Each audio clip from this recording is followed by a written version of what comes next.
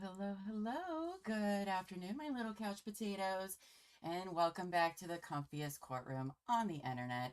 I'm your host, Llama, and it's time for dramatic testimony, overruled objections, and absolutely unqualified opinions.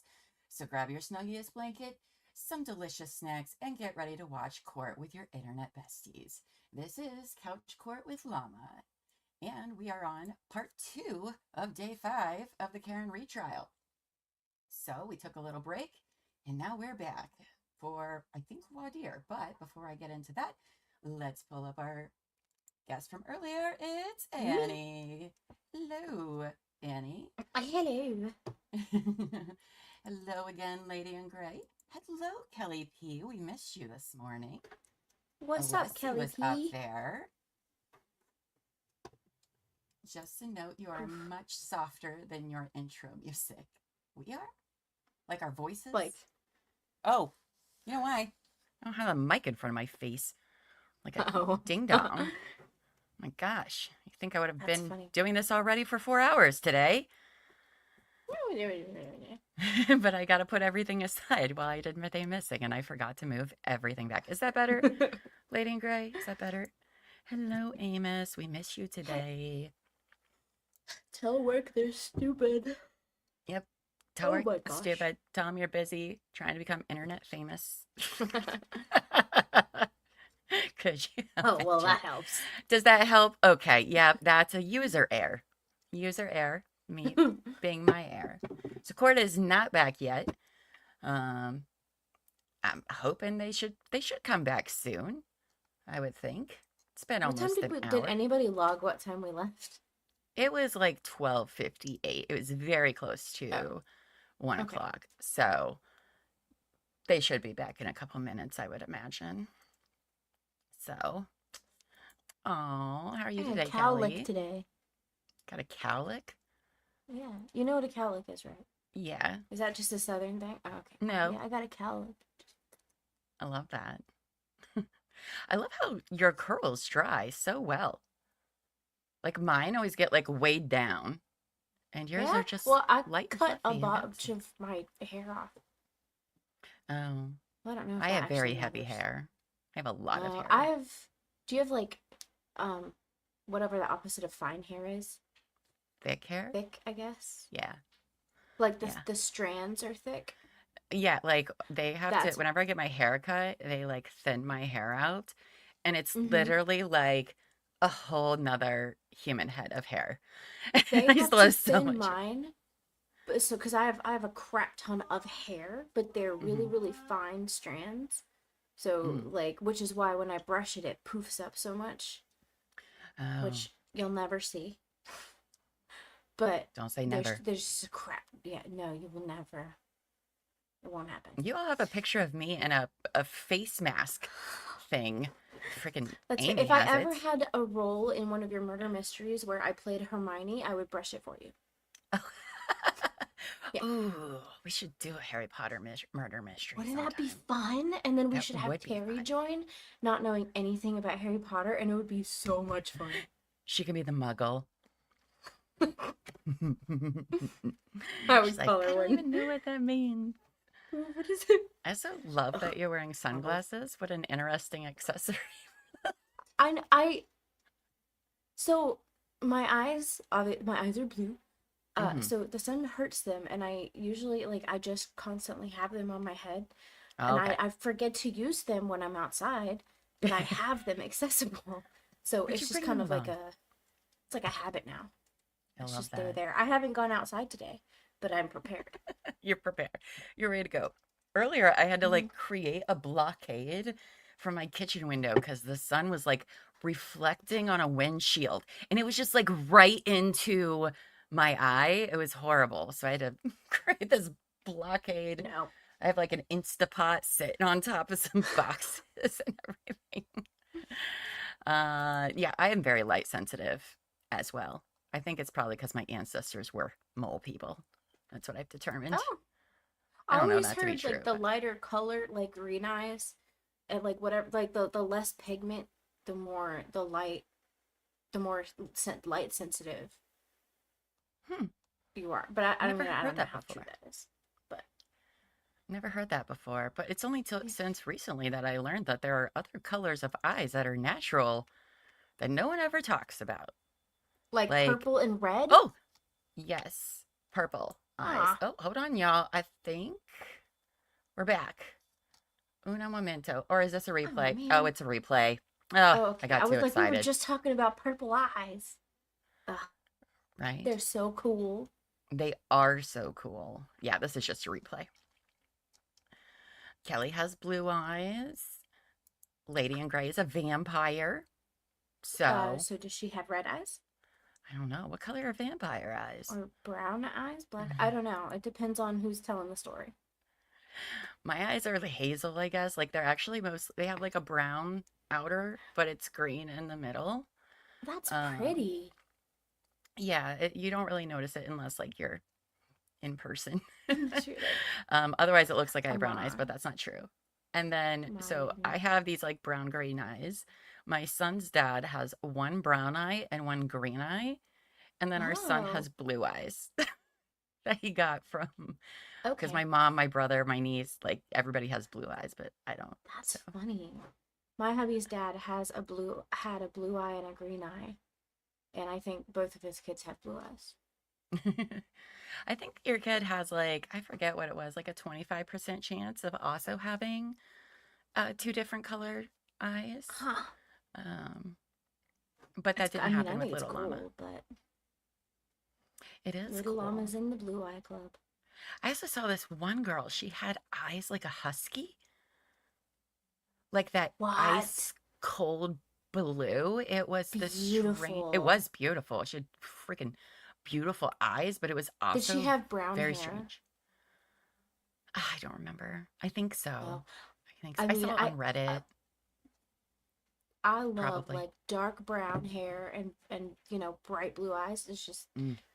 I mean, you stare at them. Yeah. Yeah, they were freaking gorgeous, but also Kind of scary. kind of scary, a little creepy, a little creepy. Like, why do you have dog's eyes? Why are you Um, staring at me like that? The and they blue eye were stare they is a were real real. They thing. weren't like contacts or Contacts. anything like that. It's very cool. Oh boy. So, what do we think about voir dire this afternoon? Oh boy. Hope it's better than It took this me morning. forever to figure out what that means. Like, in Oh. terms of what that means for testimony for trial. Oh, okay. But, Like you know that they do it for the jury, right? But you didn't know that yeah. they did it for witnesses. Mm-mm. Oh, yeah. So they'll do that for kind of like expert witnesses most sometimes, not Mm-hmm. always, but a lot of the time. Mm-hmm. And that's just where they'll usually do it, I think, to qualify somebody as an expert. Usually, I So think is we've when it's seen it done. before with We have seen it. witnesses. Yeah, Okay. before, Okay. but voir dire is not done in front of the jury. So it's basically Okay. like a sample of what this person's testimony is going to be, and it can be determined whether or not their testimony is actually relevant or So they should irrelevant. have done this with Mr. Whiffen. Oh boy. Oh, that guy and what he had to say today. Oh my goodness. Oh, Mm-hmm. here's Kelly's type. In case anybody, Hell, there's a man out actually, there that's wondering. Dark hair, beard, and Kelly blue P, eyes. that was my type, and somehow I ended up with a red bearded, strawberry blonde, blue eyed man who's from the southern south. The southern The south. He's southern from the southern south. I mean, I'm from the south uh, too, but it's different. You've heard It him. is. I've heard him talk. Yes, it is he has a very country accent. He Um, does. I love it. I love, I love hearing him talk. I love it. It's one of my favorite He's things. so funny. Oh my goodness. I feel like this is the right video. I know, but they keep doing whatever this is. Ugh. Mayor Michelle Wu. Isn't that the actress's name? What are Ugh. they doing? Anyway. Anyway, I'm hungry. He does, Kelly P. He is just a dream. They're so cute. It's ridiculous. He's a sweetie. Little new lovebirds. Oh my gosh. What did you in chat think about the testimony today? Because I thought it was boring and confusing, and I question cell right now and its use in things. Is that accuracy? Excuse me. I'm gonna be interested in seeing what Terry's tech friend has to say about it.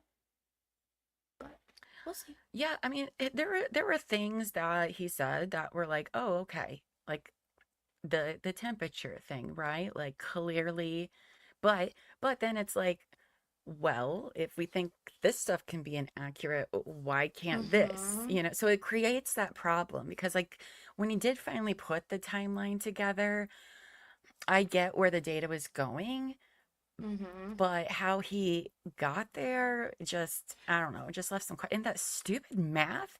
Why is that the most complicated time math ever? Plus, I really want to see the initial data, whatever the program pulls, not what you decided to put in the presentation. Yeah, I thought that was kind of weird. I don't know if I've actually seen the PowerPoint. Though I did like about his PowerPoint that when he moved it, it was like a spotlight. And I will give him credit for that. That was visually appeasing. Thank you. I don't know how to do that, but it was cool. I did like it. But yeah, I definitely am going to have to listen to, I'm going to need some other phone data people to come on as well. Like, I do think prosecution needs another person besides just him. Because again, if I was on the jury, I would be like, what? Hold on. Oh. Back. Compel reciprocal discovery of the ARCCA witnesses or to exclude their testimonies. Upon that, I believe I issued an order last week for certain discovery to be provided and to be provided by ARCCA. On the day of opening statements, it was clear to me that there was another violation of the defendant's rules, defendant's obligations under our rules of criminal procedure. And based on that, especially given what the defense has failed to deliver, I would not permit the defense from mentioning ARCCA in their opening. So today we're going to have an evidentiary hearing on your motion, Mr. Brennan. So I expect that we will get through both witnesses by the end of today. If not, we'll have to have them back, but I expect we can get through them. So Mr. Brennan, who are we going with first? Dr. Wolfe? Please. Okay.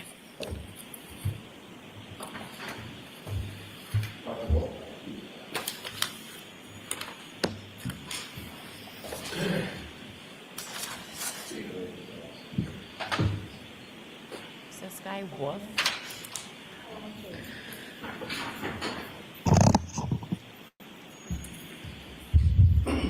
Dr. Set, you're going to face the clerk and raise your right hand, please. Solemnly swear that the testimony you shall give to the court in the matter now in hearing shall be the truth, the whole truth, and nothing but the truth, so help you God. Yes. Thank you. Can I have a seat? All right, go right ahead, Mr. Thank you. Good afternoon, Doctor. Good afternoon. Did you become aware there was an order from this court to produce records? Yes. Did you receive a copy of that order? Yes. Who did you receive a copy of that So order? we need Dr. Wolfe to identify himself. Please identify yourself for the record. Spell your last name. Daniel Wolfe, last name spelled W-O-L-F-E. Who did you receive that order from? I believe it was in an email forwarded from Miss Little. Did you read it? Yes. Did you understand that there was a request for certain communications? Yes. Did you understand that you were supposed to turn those records over to the Superior Court? Yes. Did you turn records over to the Superior Court? I provided a copy of that production notice to Ms. Little. Did you provide the records to the Superior Court? I didn't directly email that to the court, no. Did you indirectly email it to the court? It was my understanding that it would be passed along to the court. So you did not, pursuant to the order, provide the records to the Superior Court, did you? Not directly to the court, no. When you read the order, you understood what the order was requiring you to provide, correct? Correct. It was requiring you to provide all text messages. Yes. Did you provide all text messages? I don't have any in my possession. Did you look for any text messages that are not in your possession about this case? Yes. Okay, did you find any? No, sir. What did you do to look? So I went through the phone that I presently have, and as I informed Ms. Little last year, I was under T-Mobile, was my carrier. Subsequent to that, I then switched to Verizon in, I believe it was November. So I made an effort to contact T-Mobile as well as get access to my T-Mobile account hub. Unfortunately, I was unable to get access to it or get any records prior to, or at least from my T-Mobile carrier. Then I went through my Verizon records that I have from 2025. That was, I could only go back 3 months, and I provided those records. How about emails? You didn't change email carriers, did you? No, sir. Did you provide all your emails from when you first were contacted by the defense? Yes, sir. And you provided every one of those emails to who? It would have been in the file that I put together for the production. How many emails did you find between you and the defense? I'd have to look at the order, but it was probably More than 10. 6 to. Are you talking about present day or just from last year? Anytime. It was probably around a dozen or so. Who did you correspond with by email on the defense? Again, can you specify a time frame? At any time. Who did you correspond with by email on the defense? It would have been Mr. Jackson. Miss Little might have been on one of those emails. There might have been a couple other members. I don't remember off the top of my head. Well, how about Miss Reed? I don't believe she was on any of those emails. You've never emailed or been on a correspondence with her by email? No, sir. And how about Mr. Yannetti? He may have been on one of the emails. I don't know as I sit here today. You communicated by phone with the defense, didn't you? Yes. And that began as far back as March 2024? After our report was issued, yes, in March. Back in March of 2024, you spoke on the phone to Mr. Jackson Yes, sir. a number of times. Yes, sir. And as you spoke, you began to become familiar with him and his role in this case, didn't you? We corresponded about, again, our expected testimony here at trial, yes. I'll ask it again. Did you become familiar with him and his role in this case when you spoke to him? I understood him to be the defense attorney on the case, yes. Did you speak to Miss Little by phone? I don't believe so, no. Did you speak to anybody? Hold on 1 second, please.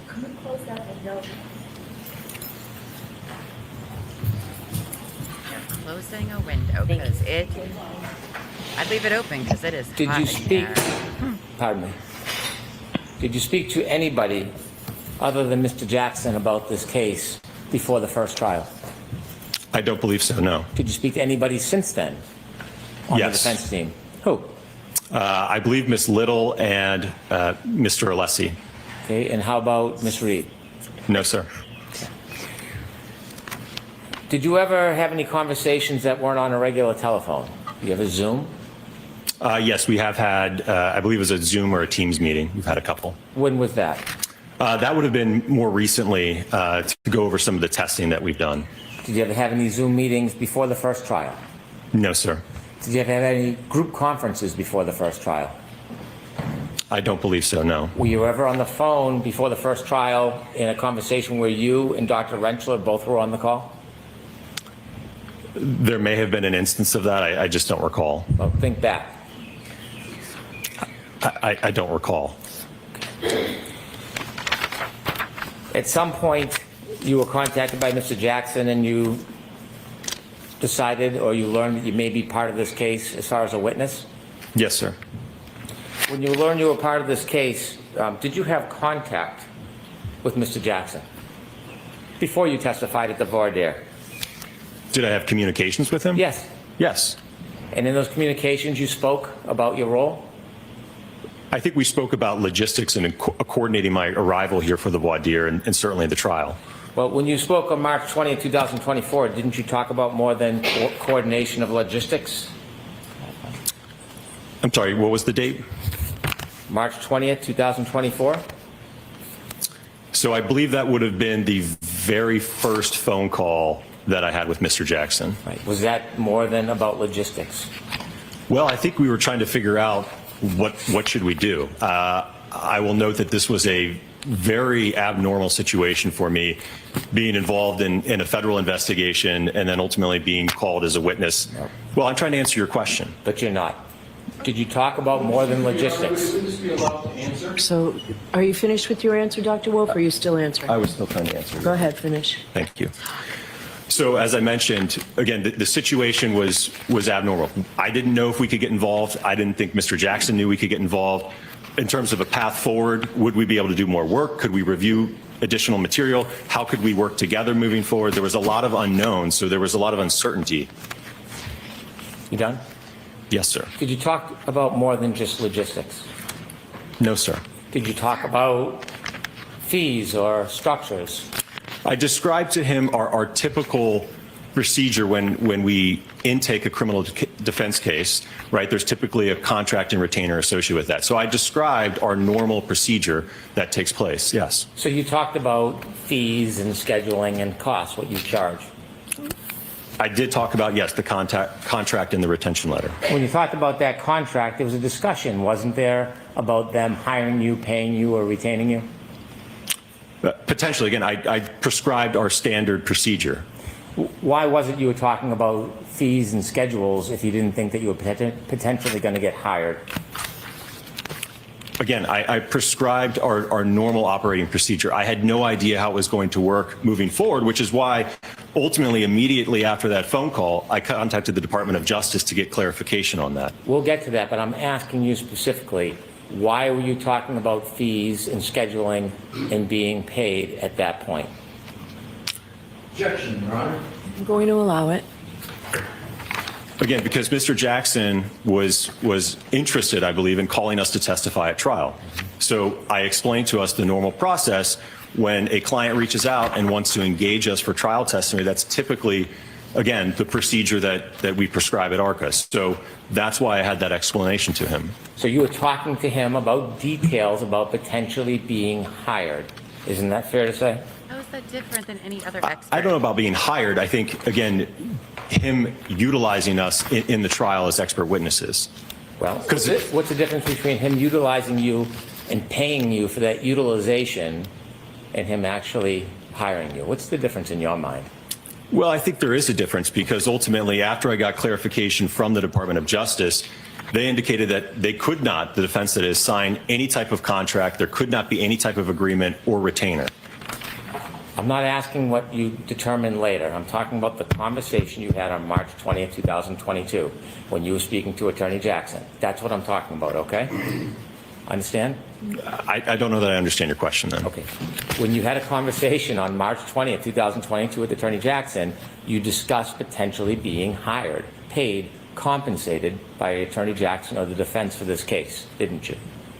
We did, like I said, I did explain to him our typical operating procedure when a client reaches out for trial testimony. I went over that with him, yes. I'm not talking about a client, I'm talking about this client. Did you talk about them potentially hiring or retaining you for work in this case? That's the question I'm asking you on March 20th, 2022, not the 22nd, not the 24th. March 20th, 2024. Did you speak to Attorney Jackson about them potentially retaining or hiring you for this case? I spoke to him like I speak to any other client that would be interested in calling us as a witness. Okay. And so after you spoke to them, you spoke to representatives of the United States Attorney's Office, and you wrote an email back saying that you were going to put the conversation on hold. Is that fair to say? Correct, until I got clarification from them. And at some point it was on hold, right? At some point it resumed. Yes. When was that? That would have been towards, I believe, the end of April. Okay. The end of April. How was this relationship resumed? What was the contact, the conversation between you and anybody on the defense that resumed that relationship? I think that I reached out to Mr. Jackson. Like I said, I think it looks like about a month had passed, and I had let him know that I had spoken to the DOJ and got clarification on moving forward. Okay. So in April of 2024, you reached out to the defense and said that you had permission or a green light to move forward in the relationship with the defense in this case. I had clarification from the Department of Justice, yes. And that clarification allowed you then to work with the defense on this case. Not work with, we could be called on the defense's behalf to testify. And for that matter, the Commonwealth could have also contacted us and utilized us at trial as well, if they should, please. So when did you become an advocate for the defense? Interesting, sir. Do you feel like you're an advocate for the defense? No, sir. You sure about that? Sir, I'm on the science and the analysis that I've done. That's the side that I'm on. You sure are. Because after that 424 call letting them know that the United States Attorney's Office gave permission for you to be called as a witness, you called them again that day, didn't you? Or they called you on the main line? We may have exchanged a couple calls that day, yes. Well, you did exchange a couple calls that day because we have at least some records. And when you called later that day after telling them that you had permission they could use you as witnesses, what did you talk about? Do you have the records that I could take a look at just so I could see what you're referring to? Do you remember having calls after you called Attorney Jackson and said you had the green light from the U.S. Attorney's Office? Do you remember having further calls that day? I think we had a couple brief conversations, yes. Okay. When you think about it, do you remember them, or are you just saying you think but you don't know? I don't remember. I remember that there was one conversation, I believe in early May, that I had with Mr. Jackson, in which we engaged in a conversation where I gave him more information about my background, who ARCCA was as a whole. I think we even got to talk a little bit about my family, my 4 kids and things of that nature, but it was a call about background and qualifications. We're still back in April. You're moving ahead to May when you first started billing. I want to talk about back in April. Do you remember having conversations on April 24th with Mr. Jackson? Do you remember that? I'm going to allow that. I remember that there were conversations, yes. Specifically what they were too. I remember, I think they were brief, but I don't remember the specifics of them, no. Well, in the brief conversation, what do you briefly remember about that brief conversation, Doctor? Well, as I mentioned, I think I had finally received clarification from the DOJ, so I think I was letting him know that I had received that clarification. Well, sir, you said that that was the first call. There were more than one call. There was then 2 calls to the main line. What did you discuss with him during those calls?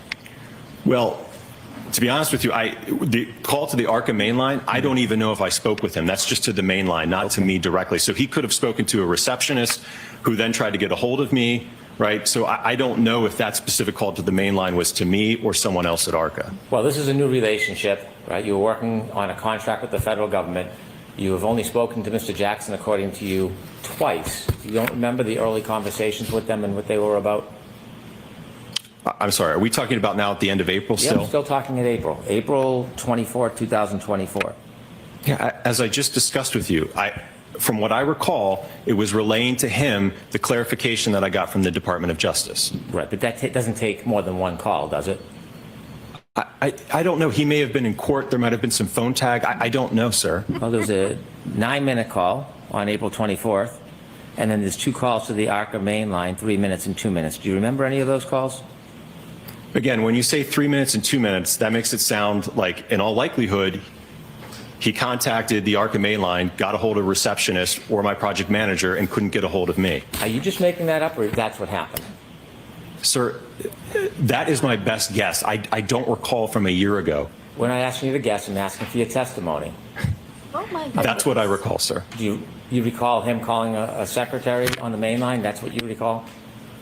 He very well could have. I just don't know, sir. But you're making a representation that you recall him using a secretary in the main line. I'm asking what you actually did and actually said. Do you remember speaking to Mr. Jackson, Mr. Jackson or anybody on the defense team after that initial call back on April 24, 2024? Do you remember those 2 phone calls? Objection, Your Honor. So let's get an answer. I don't remember those phone calls specifically, no, sir. Next Do you question. remember the phone call on April 30th, 2024? Do you remember that one? I don't remember that call, sir. Okay. Do you remember the call on May 1st, 2024? Maybe 10 minutes, Angie. 40? I don't have the records in front of me, but was that a longer call by any chance? It was 40 minutes long. Okay. Yep. So then, yes, as I just described earlier, that would have been the call in which I went over with Mr. Jackson a little bit more about ARCCA, my background, my education, qualification, the kind of casework that I do, things of that nature. And did you discuss issues regarding this case? No, sir. So during the 40 minutes you spoke, you never discussed any of your findings that had already been made? No, sir. You had never discussed any of your testing in this case during that 40-minute conversation? No, sir, and it was all laid out in the report that was issued in I February. understand the report. I'm asking you, did you have any conversations about it with the defense? No, sir. So in that 40-minute conversation, you talked about your family, your pastimes, ARCCA, but never ever talked about this case. Objection, Your Honor. I'm going to allow it. Correct. You billed for that time, didn't you? I believe that I kept track of that time, yes. Okay. When you kept track of the time, did you submit that time and ultimately get money for that time? Again, I routinely keep track of my time when I'm working on a project. So yes, that time was kept track. That's not what I'm asking you. Ultimately, that time that you kept track of, did you then submit it and get paid and compensated for that time? That's what I'm asking you. Well, first off, I'm a salaried employee, so I don't get direct compensation when an invoice goes out. That old invoice, when it's sent, ultimately comes back to ARCCA. That doesn't come back to Dan Wolfe. Okay. So in order to get paid for that, you would have had to submit that time through ARCCA to then forward it, wouldn't you? Objection, Your Honor. Going to allow it. Is that true? Yes, I keep track of my time so that my boss knows what I'm doing, yes. Okay. Your Honor, can we approach, please? Who asked me that? Me, Your Honor. Yes. Come on over.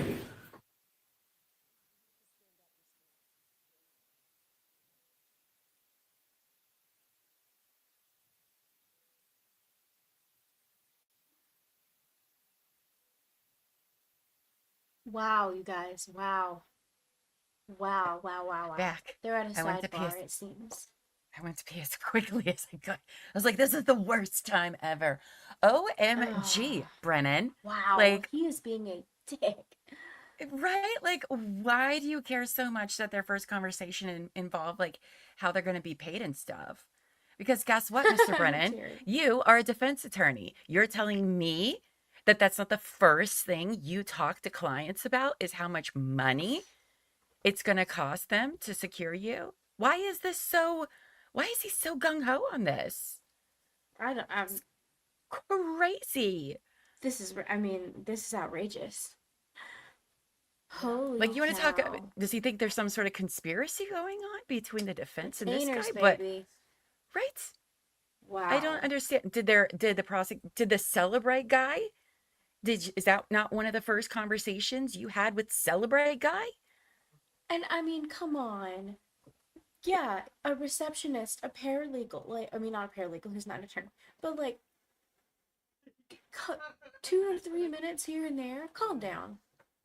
Exactly. Right. But then the other side's crazy for thinking that there is a conspiracy with, phone calls and text messages, but it only matters in the reverse.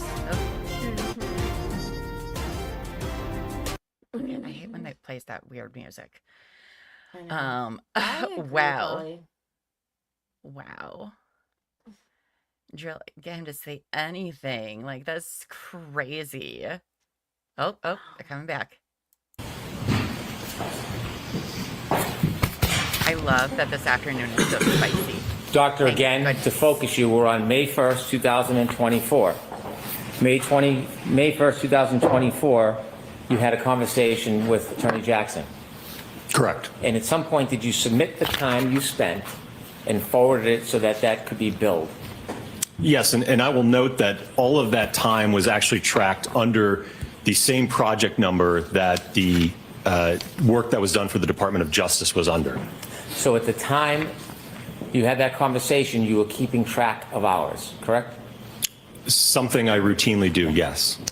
And do you know who ultimately paid that bill for that day, May 1st, 2024? I know now that it was the defense, yes. Okay. Now, when you billed, did you bill for the entire conversation? I don't know. You said most of the conversation was background, talking about ARCCA, talking about your families, Yes. right? Do you typically bill clients when you're spending time talking about families?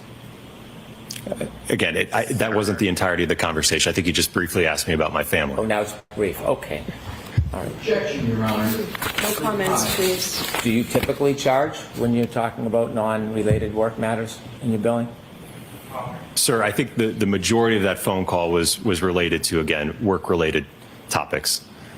Work-related, it took that much time to talk about ARCCA? And my background, certainly. Yeah, okay. And how much was the majority? Sir, I don't know that I can parse it out in individual segments or minutes for you. And so after that May 1st conversation, did you communicate with the defense before June 9, 2024?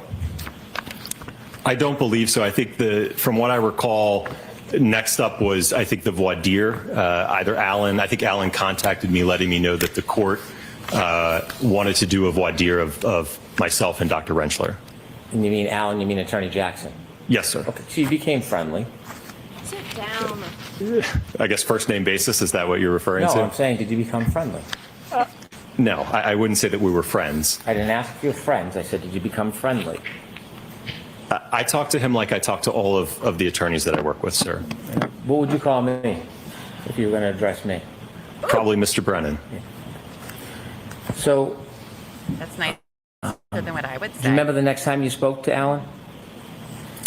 As I mentioned, it probably would have been sometime in early or mid-June. Going into June, you were keeping track of all your communications with Attorney Jackson or anybody from the defense, weren't you? I don't know if you mean, what do you mean by keeping track? Well, do you have a folder where you make notes when you have communications with an attorney and discuss issues? No, sir. You don't make notes? Not for brief phone calls, no. For your billing, do you save phone records or text messages so you have some collateral evidence about the billing? No, not when it's things about, again, logistics and traveling and scheduling. No, sir.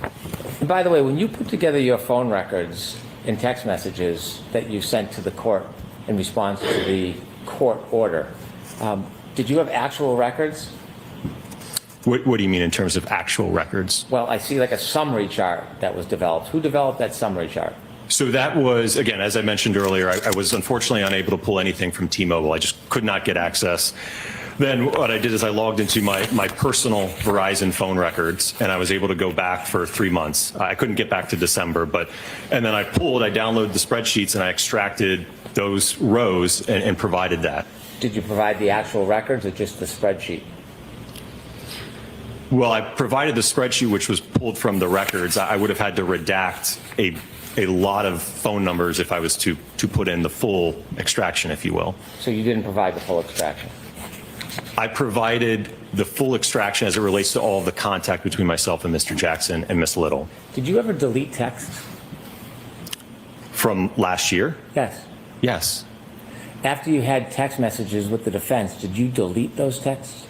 Yeah, after the trial concluded, I mean, that's something I routinely do. I'm not going to keep texts from Mr. Jackson, especially now that we're past a year. I would have no reason to keep those, sir. I'm not asking for the excuse. I'm asking if you did it. Did you delete texts?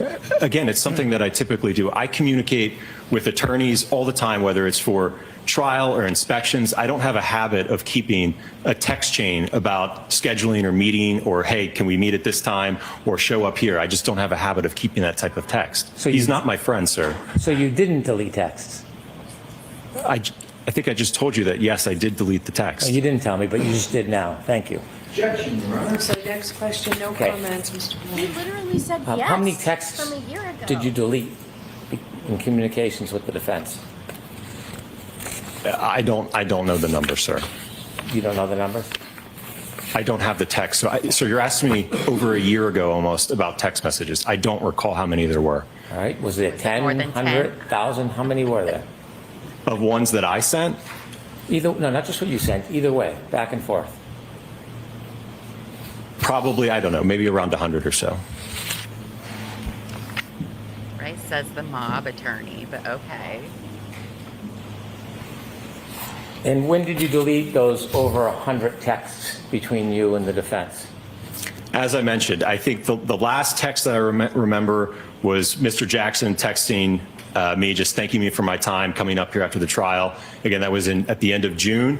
And then I didn't hear from him, and at some point, I don't know specifically when, it would have been last year, but I deleted those texts. There was no reason for me to keep those, sir. Do you remember about Right. when you made the affirmative intentional effort to delete around 100 text messages between you and the defense? It would have been sometime after the trial, probably before I got my new phone in November, but it would have been probably in the month or two after the trial, sir. Where were you when you were deleting these texts? Were you at your office, at home? Do you remember sitting down and deciding intentionally you were going to delete over 100 texts? Where did that decision happen? I have no idea, sir. You can't remember deleting over 100 texts where you Sir, were? I just said I delete text routinely. You're asking me to specifically give you a location and a time when I deleted those? I don't recall that. You said it was I after was the trial. pooping, Mr. Yes. Brennan. And out of the 100 texts or so, who were you texting on the defense team? I believe it would have just been Mr. Jackson on that.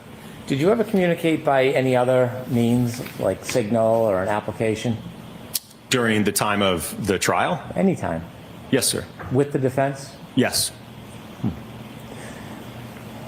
Signal? Is it typical for a biomechanical engineer to use an application like Signal to talk to an attorney on a case? Sure. You know the benefit of Signal, don't you? I mean, it's a messaging platform, yes. Well, encrypted app, isn't it? What was that? Encrypted? I don't know, sir. It keeps no record of the communication when you use an application like Signal, does it? I don't know, sir. Well, you used it. Did you have it on your phone that you were using it with other people? No, I don't believe so. So the only time that you use Signal in your career is when you were dealing with this defense team? Yes, it was earlier this year. Mr. Jackson had communicated with me, indicating that it was his preferred method of communication. So yes, we did exchange some messages on Signal. But this was at no point in time during the first trial. Using the Signal app, was that your suggestion? No, again, I think it was Mr. Jackson that said it was his preferred method. Is that standard in your industry to use Signal when you're talking to clients? I don't know that there's a standard out there, sir. I'm asking about your standard. Is it your standard to use an encrypted app when you're talking to attorneys? If the client has that preference, I don't have a problem with it, sir. How many times have you done it other than this defense team? Again, as I just mentioned, it was the first time. How many conversations did you think you had with the defense team by Signal? Again, it would have been just Mr. Jackson. And like I said, it was really, I think, just in the month of March of this year, but it was brief. I know that I think we exchanged a couple phone calls, and I remember the call quality was terrible. So we really didn't use it that much. Okay, you're saying a lot of things. You're saying you think. I want to know your best memory. I don't want you to think. If you don't know, you don't know. How many times did you use Signal with the defense to talk about this case? Objection, Your Honor. Going to allow it. From what I recall, it was probably a handful of times. When you say if what you recall, are you purposely being vague in case there's records, or do you not remember? I don't remember, sir. As you mentioned, it doesn't keep a log of it, so I just don't recall. Well, you don't have to rely on a log. You can rely on your actual memory. Right. I'm telling you that I didn't keep track of it, so I don't know the specific number. How many times do you think you talked by Signal? As I just mentioned, I think it was a handful of times. I don't know what a handful means. Probably around, means. probably 4 to 5. Well, was it 4 or was it 5? It was probably 4 to 5. It's the best estimate I can give you. How long were the conversations on Signal, the 4 to 5 times? I think they were pretty brief. I'd say probably around 5 minutes or so. You think each one was 5 minutes? Probably 5 minutes, Were you yes. putting it on a timer? Each one had to be a maximum of 5 minutes? No, I'm just giving you my best estimate, sir. How certain are you that the Signal calls were 4 to 5 minutes? Again, I just told you I'm providing my best estimate. How confident are you the times were between 4 and 5 minutes? That's the best answer I can give you, sir. I'm giving you my best estimate. I'm asking you how confident you are. Objection, Your Honor. Answer that. How confident are you, Dr. Wolfe? I can't answer that any more specifically. Okay. When Next you were question. required by court order to provide all of the records to Your Honor, you knew that one of the important things you need to respond to were communications between you and the defense for Her Honor to consider, right? Yes. And signal is a communication, isn't it? Certainly. You looked at all your records and you knew it listed the text messages and the phone calls. You knew that, right? Yes. You knew that was going to be a representation that you were making to the court about your communications with the defense. You understood that, didn't you? Yes, sir. And you wouldn't want to mislead the court, would you? No, which is why I told you. I asked. You didn't put anywhere in your response to the court order that there were communications beyond text messages and phone calls. You never, ever alerted the court or anybody to that, did you? Again, because I have no record of it. I have no way of being able to tell when those took place or how many there were. The question I asked you is when you responded to the court order to provide all communications, and you responded by offering text messages and you responded by listing phone calls, you knew that your signal calls were communications, didn't you? I provide everything that I had in my possession, sir. That's not what I'm asking you. You knew the signal calls were communications, didn't you? Yes. Okay. And you never informed in your response that there were phone calls through Signal as part of your communications, did you? Again, because I didn't have any record like I do with the Verizon entries as well as the emails. I could not, there's nothing I had in my possession, sir. Mm-hmm. You've read this court order, haven't you? Yes. Did you understand when the court was looking for all communications, it meant all communications? And I've provided everything that I have in my possession, sir. Mm-hmm. During those 4 to 5 Signal communications, did any of these occur before the end of the last trial? I'm sorry, can you repeat that? Did any of these Signal communications happen before the end of the last trial? No, like I said, they were all this year. You sure about that? Yes.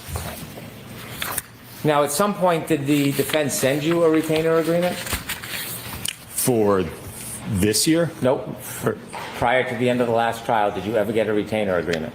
No, there was no contract and retainer for the Not first that year. there wasn't a contract. Did you ever receive a retainer agreement? No, I don't believe so. When you came out to the last voir dire and the last trial, did you have an agreement with any entity that was going to pay for your costs? No, sir. So you had no agreement that you were going to be refunded or compensated for your costs? No. Did you have any agreement that you were going to be compensated for your time? No. So when you were asked to come out and testify in this case, tell me, did you think that the defense was going to compensate you for the costs of you coming out here? I had no idea who was ultimately going to pay the invoice, if an invoice was even sent. Did you think that you were coming out here to testify for free? Again, I don't know who was going to pay the bill. I'm not. That's not what I'm asking you. I want to know, after having these conversations with the defense, and they asked you to come out here, did you expect to be compensated for your time? Again, I'm a salaried employee, so it doesn't matter to me. I'm sure my boss would like us to get paid, but no, I did not know ultimately who would pay an invoice if an invoice was sent after the trial. Well, you were keeping track of your billing, weren't you? I was keeping track of my time, yes. And you kept track of your costs, didn't you? The company does that, yes. Did you? Again, I enter my time so that the company can keep track of my time, yes. When you came out here and made travel arrangements, did you have any conversations with anybody from the defense? About the travel arrangements? Yes. Yes. And as far as the travel arrangements, who on the defense was trying to help you with travel arrangements? I believe it was Mr. Jackson. Was there other people, associates, colleagues that were helping you as well? None that I had direct communication with. I don't know if he communicated with others after that. Was there a person named Kat? You ever hear that name before? I believe that, yeah, she may have escorted me into the courtroom, I think. Well, you don't believe, because that's a pretty particular name. So when you use words like you believe, you know. You know. So did you meet a person by the name of Kat? Objection, Your Honor. I'll allow it. I think when I arrived here, yes. Well, without the qualification, the simple question is you've met Kat, haven't you? I think I met her, it was either at the voir dire day or the trial day, yes. Now, does Kat work for the defense? I have no idea who she is. Well, how did you know who she was? How was the introduction? How did that go down? I just mentioned, I think she escorted me here to the courtroom. Escorted you from where? I think I drove here and I arrived, I believe, in the church parking lot across the street, and I think she walked me over, and then ultimately when I was done, I think she walked me back to the lot. Do you have conversations with anybody for the defense about how you'd get here and why it is in particular you would park at the church parking lot? Because I had no idea where to go. But who told you where to go? Like I mentioned, I communicated with Mr. Jackson, who provided that information to me. Okay. And did you have any significance about the church parking lot? Did that mean anything to you? No, he had just indicated, I think, that they had reserved it and it was a spot that I could park my vehicle. Okay. And when you got there, did you meet with anybody from the defense? I can't recall if they were standing out there and we walked in together. I don't recall. Well, I'm asking if you've met them, not whether you walked in together. I'll ask it again. When you arrived after these plans were made, did you meet with the defense before you came into court?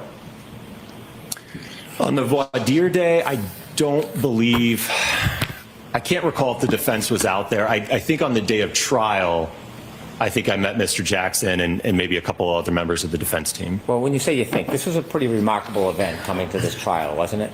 Objection, Your Honor. I'm going to allow it. Pretty remarkable event, this trial, wasn't it? It's unique, yes. Yeah, it's unique. And so when you came here, having had all these conversations with Attorney Jackson, you don't remember if you met him before you came in for voir dire or came in for trial? You don't remember if you met him? Well, like I said, I think for the voir dire, I think he was already, I believe, in the courthouse. So I think the first time I actually shook his hand and met him was the day of the trial, if I'm not mistaken. Okay. And tell me, is that near the church parking lot that you met with them? I'm sorry, what was your question? Was it near the church parking lot where you met with them? Yes. Okay. You shook his hand. This is meeting face to face, right? Yes. Yes? Yes. Okay. Did you have a conversation about the case? I don't believe so, no. When you say you don't believe so, do you think you had a conversation about the case? At that point in time, no. I was getting ready to take the stand, so I don't think we had a conversation about it.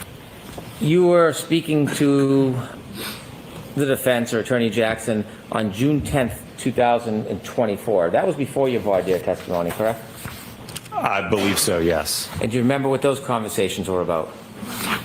I presume it was about the logistics of when we were needed. And then I know that ultimately I served as kind of the primary point of contact where I think Alan would reach out to me. He would give me some information about the scheduling and kind of when we would be needed. Then I would check in with Dr. Rentschler, and then I would get back to Mr. Jackson. So there was kind of that channel of communication to try to figure out when we were to arrive and where we're supposed to go. You're not saying that all your conversations with Alan were just logistics, were you? I believe for the most part, yes. So it took hundreds of texts, 100 texts for logistics? Absolutely. I could certainly go into the day before my trial testimony, which was a very extensive travel day where I don't even think I left the Philadelphia airport. We're going to get there, but there's a lot more communications before we get even close to that. Okay. Do you remember on June 10th having conversations with Attorney Jackson? I do remember that there was conversations, Okay. yes. Now, June 10th is 8 days before your testimony. Did you ever talk about an outline of your testimony or what your testimony would be? No, sir. Okay. You ultimately have more conversations on June 16th. Do you remember those conversations on June 16th? Not specifically, no. You don't remember them specifically? Do you remember whether or not you talked about the case with Attorney Jackson on June 16th? We did not talk about the case, no. Did you ever email with Attorney Jackson around that time? In June 10th? Before your voir dire? I don't believe so, no. Okay. So everything from your mind was just logistics at that point? Yes, sir. Okay. And then you came in for June 17th? I believe the voir dire was the 18th. Okay. Do you remember having phone calls on the 18th with Attorney Jackson? The day of the voir dire? Yes. I could have to let him know that I arrived. Well, so you check in with the client, tell them you're on their way, even though you're not going to meet them? Were you friendly To let them know about that it? I'm coming to court? Okay. And so when you testified in the voir dire, then did you have further conversations with Attorney Jackson? After the voir dire? Yeah. Yes. And did you talk about the case? No, sir. You had to testify, or you came and you testified on the 24th? That sounds right. You had a number of phone calls before the 24th. You had a series of phone calls on the 17th, 2 on the 18th, 2 on the 19th. Do you know what any of those were about? I think it was about the logistics of arriving here, because I know that I was going to, as opposed to driving, I know I was going to fly in this time. Okay, how about the 21st and 23rd? There's a call on the 21st and 2 on the 23rd. Did you talk about the case? No. And so when you came into trial to testify, you were just relying on the opinions you had already provided in the past? That were written in the February 12th report Yeah. of 2024? Yeah. Yes. And you had not talked about the case with Attorney Jackson or any member of this team? No, it was all in the report, and that's ultimately what I testified exactly to at the time of trial in the voir dire, sir. And you did not talk to Attorney Jackson or anybody else about the case? No, sir. May I approach? Yes. Gosh, he's like so angry he wasn't included in like the group text or something. This guy. And Annie, he is a defense attorney. He's Showing just you a an special email. Do you prosecutor. recognize that? Yes. From you to who? A mob To Mr. attorney. Jackson. Okay. And what's it labeled as? Wolfe Direct. And that's before you testified on trial 24. It's at 6 p.m. the night before I testified, yes. So it's before you testified. Yes. Let me show you this document. Do you recognize that one? Yes. What's that? That is the attachment to the email. Okay.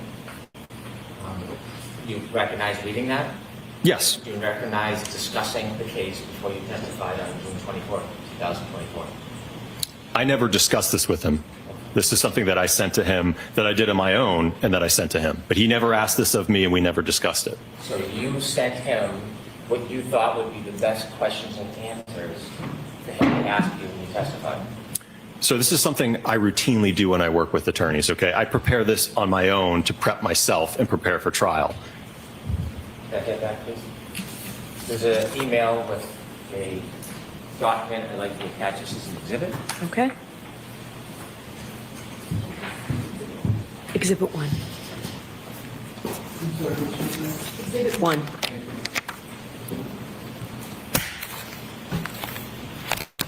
So you assisted the defense before your testimony. Hold on. Where's the one with the comments? Right, Terry? What a crazy concept.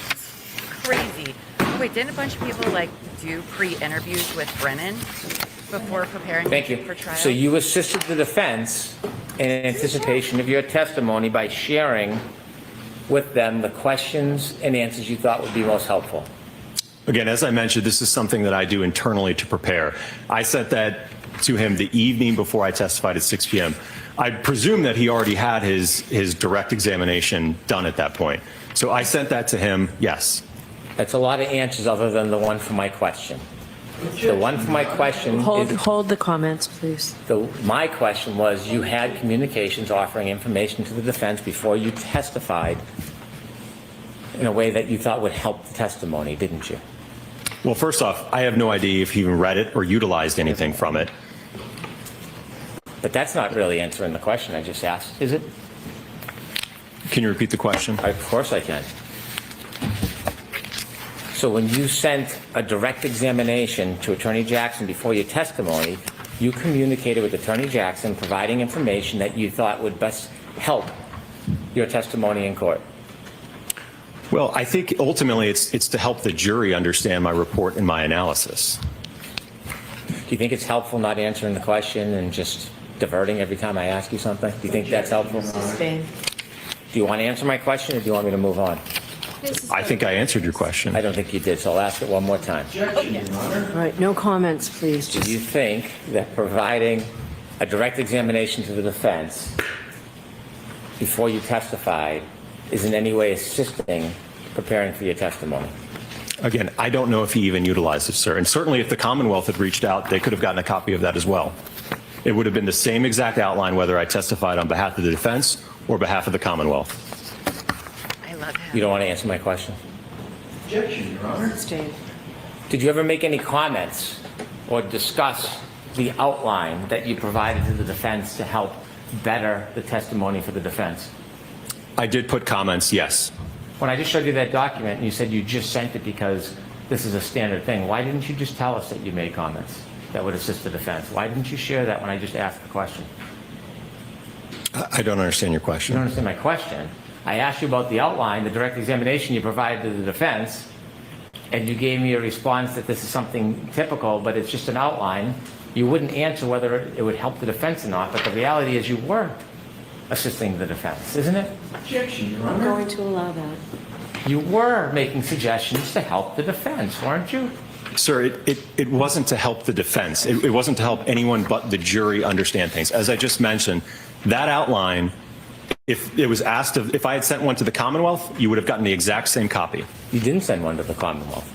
The Commonwealth never reached out to us, sir. So what you said in this is there was a question about, so not being able to inspect the vehicle is something that is not uncommon in your line of work, and you wrote back, absolutely not, correct?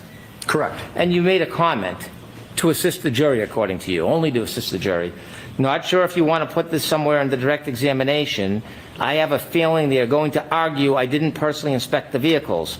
I had enough information from the material I reviewed, so it wasn't necessary. Need to show jury it doesn't matter in this case. Were those your comments to the defense before your testimony? Absolutely. And it would have been the same argument probably from the defense if you had called me a witness about not being able to inspect the vehicle. I wanted the jury to have an understand that for the analysis I undertook, it did not matter that I did not physically inspect the vehicle, sir. So when you're telling us here under oath before this court that you did nothing to assist the defense, you do not think that you making these suggestions on how to better the testimony for the defense, you don't think that's helping the defense? No. Okay. You said, not sure if you want to put this somewhere in the direct examination. So you're making suggestions to the defense about what you think could be helpful in the direct examination, correct? Sir, there were never any conversations between me and Mr. Jackson about what questions to ask, what not to ask. Again, I prepared that internally on my behalf and sent that to him. Whether he utilized it or not, I have no idea. Not my question. Not my question. What I'm asking you is when you wrote to the defense and said, not sure if you want to put this somewhere in the direct examination, Yes, slow down. sorry, when you wrote and offered, unsolicited according to you, to the defense, not sure if you want to put this somewhere in the direct examination, weren't you trying to help, sir? I don't believe so, no, sir. And then when you wrote, I have a feeling they are going to argue I didn't personally inspect the vehicles, who's they? Well, it would have been the prosecution in this case. But you're not taking sides, you're totally objective, right? Sir, that is a question that's routinely raised when I testify about whether or not we inspect the vehicle. So I know it would be a potential issue that would be raised by either side. So you were alerting the defense that you thought that this may become an issue, weren't you? It was more or less to make sure the jury had an understanding that because I didn't physically inspect the vehicle, it did not matter for my analysis, sir. I wanted to make sure the jury understood that. Don't hide behind the jury. I'm talking about your communications with the defense.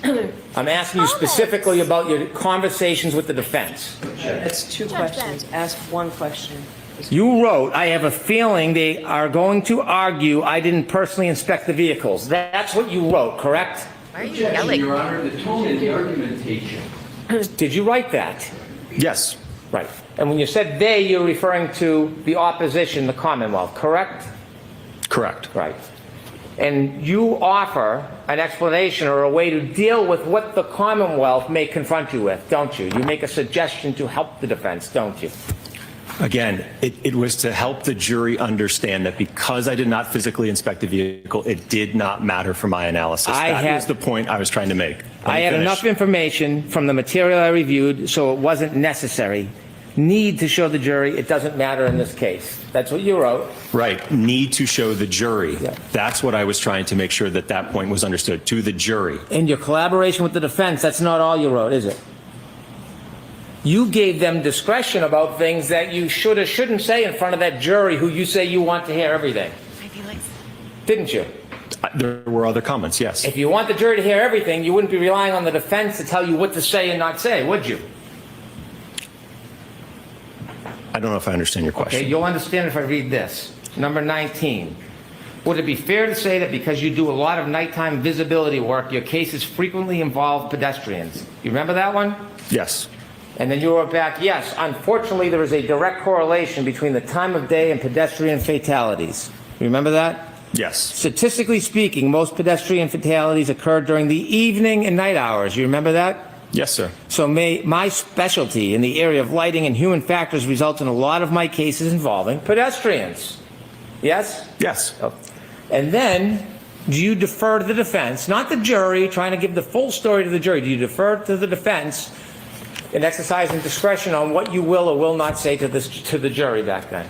Well, allow me to explain, if you will. I'm asking you a question. Well, let me explain. No, I'm asking you, did you defer?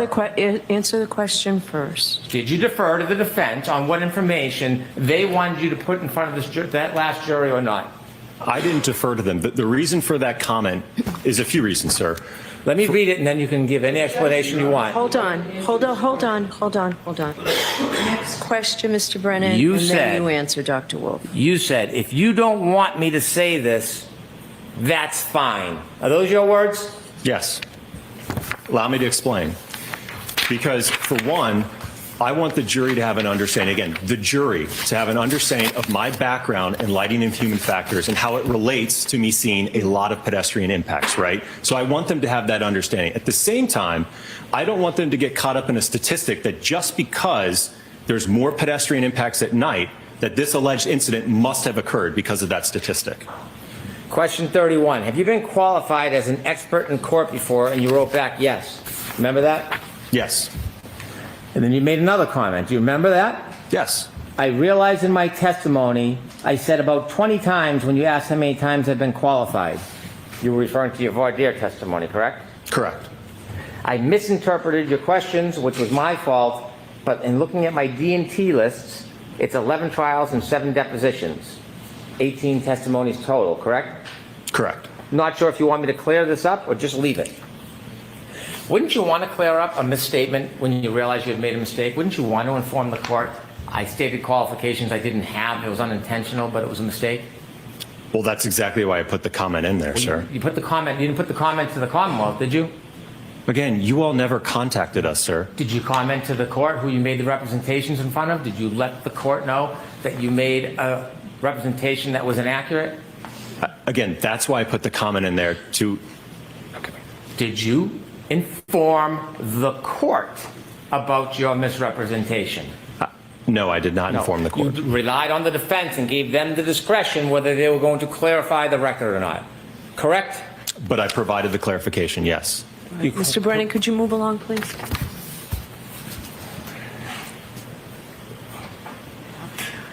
So spicy, you guys. Finally. As you sit here today, you don't really know how many communications you had with the defense before your last testimony, do you? For trial one? Yes, trial one.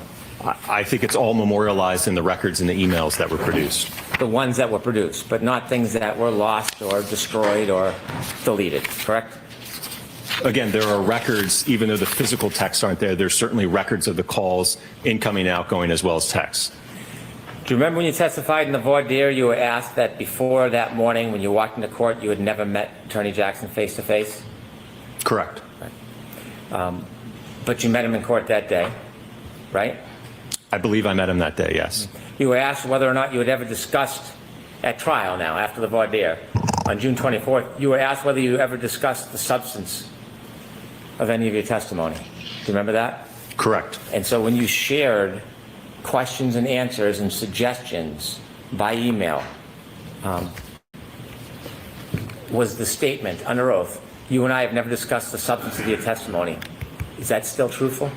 We never discussed it, sir. Again, I sent it to him on my own behalf. There was no discussion that took place between Mr. Jackson about that. You made comments after this was exchanged.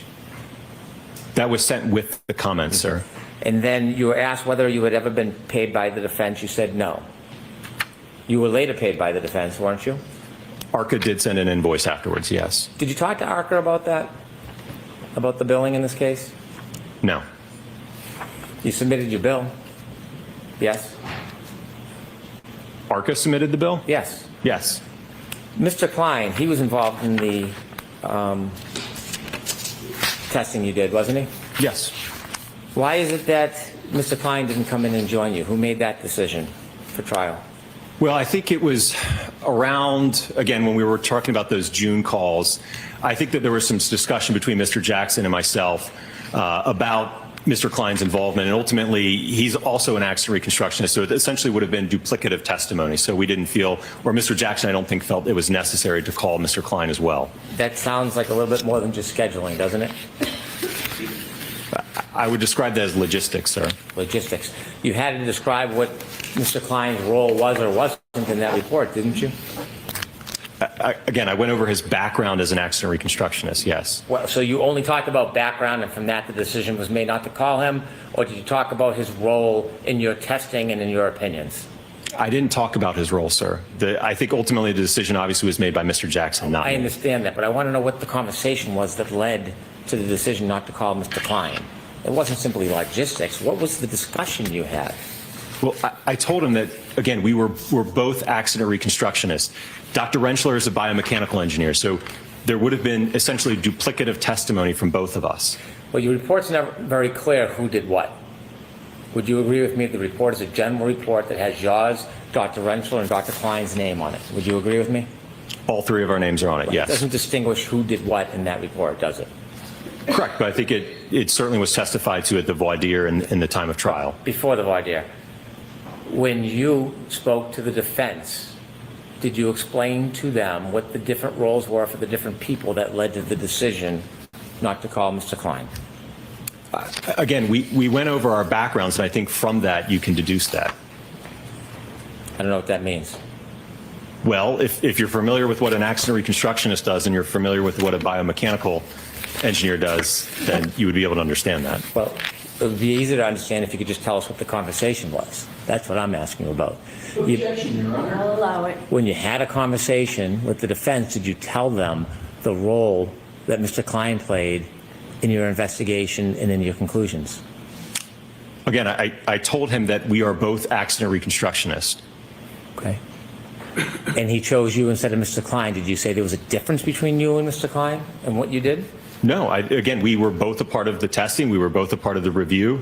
So we had exactly the same role, essentially. Did you tell him that? No, again, I told him that we were both accident reconstructionists. And you remember that's all you said about it? Yes. During the voir dire and the trial, did you get to watch any of the Commonwealth's experts? No, I don't believe so. Did you ever communicate with the defense about any questions and answers that could or should be asked? No, but I will note that during the entirety of the first trial, the Department of Justice was closely watching it, and we had certainly a direct line of communication with them that they were giving us and providing us information about the trial as it was ongoing. Did you ever communicate with the defense about questions and answers to ask? No, sir. Did you ever see anybody's testimony at any time during the first trial? I might have seen a few news clips, but I didn't watch any specifically, no. Did you ever watch anybody's testimony? Did you ever watch any of the reconstruction's testimony? No, sir. Did you, after the trial, spend any private time with the defense? No, I left town. Okay. You didn't go to lunches or parties or anything like that? You weren't friends No, with I went straight to the witnesses? airport. And, sir, is there any other communications that you've had with the defense that you didn't tell us about outside the text and the phone calls and the signal calls? Or any other communications that you can think of that you had with the defense? No, sir. I've provided everything I have in my possession.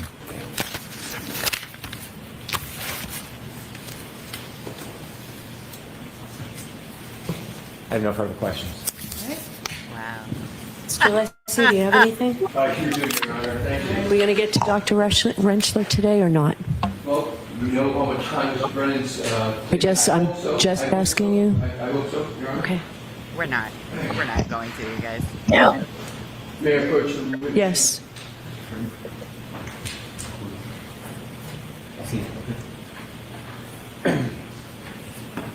Your Honor, may I approach the witness for the document? Yes. Thank you. Dr. Wolfe, I am providing you with a document. Do you recognize it? Yes. What is it? It is the order for production of records. And Is that an order from this court? Yes, sir. Is this the order that you were provided with in response to recent matters with regard to this court and what you should or should not be keeping in terms of records and what you should be producing with regard to records? Yes. Could you please read the, excuse me, at this time, Your Honor? I have it in front of me. Okay, well, I understand. So if Your Honor has it, I would like it to be part of the hearing record. We can mark it. Yeah, that's exactly. Thank you. Exhibit 2. Thank you.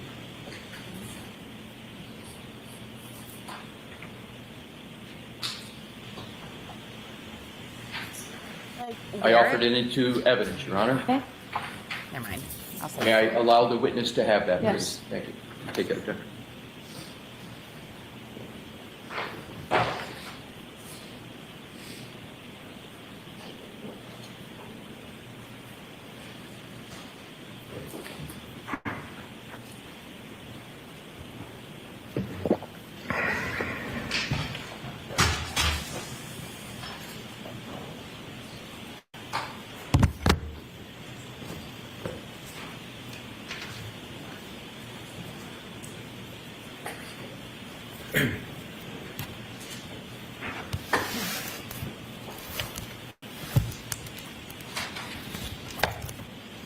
You're with me, Your Honor?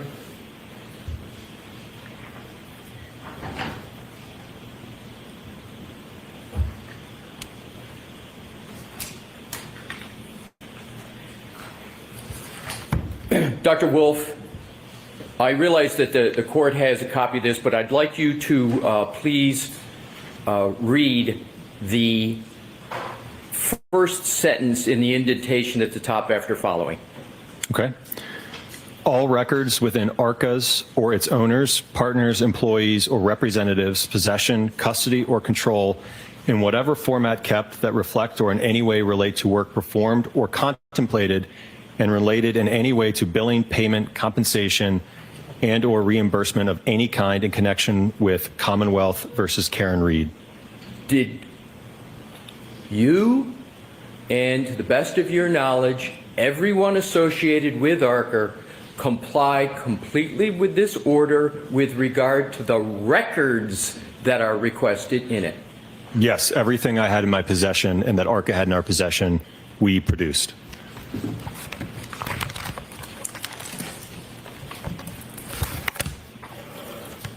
What I'd like to do is to go back in time with regard to your interactions with the United States Department of Justice in February of 2024. Was ARCCA under a contract with the United States Department of Justice? Yes, sir. Was there a contract number assigned to that contract? Yes. Was there an internal number at ARCCA for which all time was billed for your work on that matter in February of 2024? Yes. Did that contract number that began in February of 2024 ever change in ARCCA? Well, let me just clarify something real quick. So the original case, when it came in from the Department of Justice, was in the year of 2023. So when that project was opened with the Department of Justice, we assigned a project number to it. That project number from the original case with the Department of Justice remained the same all the way through the trial. And now let's go from in the trial in June of 2024, correct? Correct, yes. From June of 2024 to the end of December of 2024, did that contract number ever change? No. To your knowledge, when you were entering time under that contract number for your work, did you understand that that time was going to be billed to that contract number with the U.S. government? That was my assumption, yes. Did you have from any time in 2024 any understanding that any of your time that you were entering was to be billed to the defense team in this case? No, sir. Let's now go to your first interactions with the defense. As I understand it, well, why don't you tell me what was the first date of your understanding of interactions with the defense? I believe it was sometime in mid to end of March of 2024.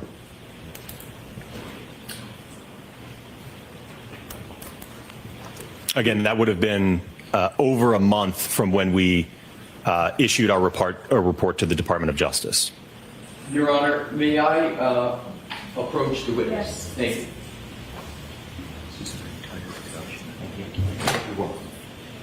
Your Honor, what I have is the entire production that ARCCA made. I think it would ease in terms of the... Sure, he can have it. Thank you. Use that pursuant to the subject of the Honor's permission to answer any of my questions if you need to. Okay. I don't know, Andrew. I don't know. Now, in March of 2024, had your final report been issued, the final report that you prepared for the U.S. government? Yes, that was issued on February 12th of 2024. From February 12th of 2024 until you sit here today, has there been any change whatsoever to that report? No. Have the conclusions in that report stayed the same since it was finalized for the U.S. Department of Justice in February of 2024? Yes, and that was testified to at the voir dire and certainly at the time of trial. Did the defense at any time have any discussions with you about the substance of that report to the United States Department of Justice? No, we had no idea who the defense was or the Commonwealth for that matter. And when you took the stand in the voir dire testimony in the first trial, before you took the stand, did you have any discussions with any member of the defense about the substance of that report? No, sir. Did you have any discussions with any member of the defense before the voir dire testimony other than discussions about background and qualifications? Other than, again, some logistics about how to get up here, where to go, things of that nature. But beyond that, no. Other than logistics, how to get up here, when you were coming, background qualifications, did you have any discussions with any member of the defense of any kind with regard to the report to the U.S. Department of Justice? No, sir. Did the defense ever try to get you to improve or change any aspect of the report you had issued to the Department of Justice? No. At the time that ARCCA was working for the United States Department of Justice, do you know whether ARCCA could have been retained by any other party for any aspect related to the February 2024 report? I'm not sure I understand your question. In 2024, did the federal government prevent ARCCA from entering into any contract with any other party with regard to your report of February of 2024? So we were, again, because we were still under contract with the Department of Justice, we could not have any other formal agreements, contracts, retainers, anything of that nature, because we were still under contract with the Department of Justice. Now let's go to the emails that were discussed with you, starting with March 20, 2024, and then the subsequent email of March 22nd, 2024.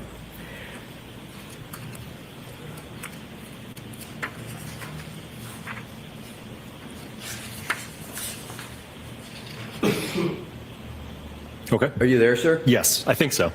Okay. Well, let's test to make sure.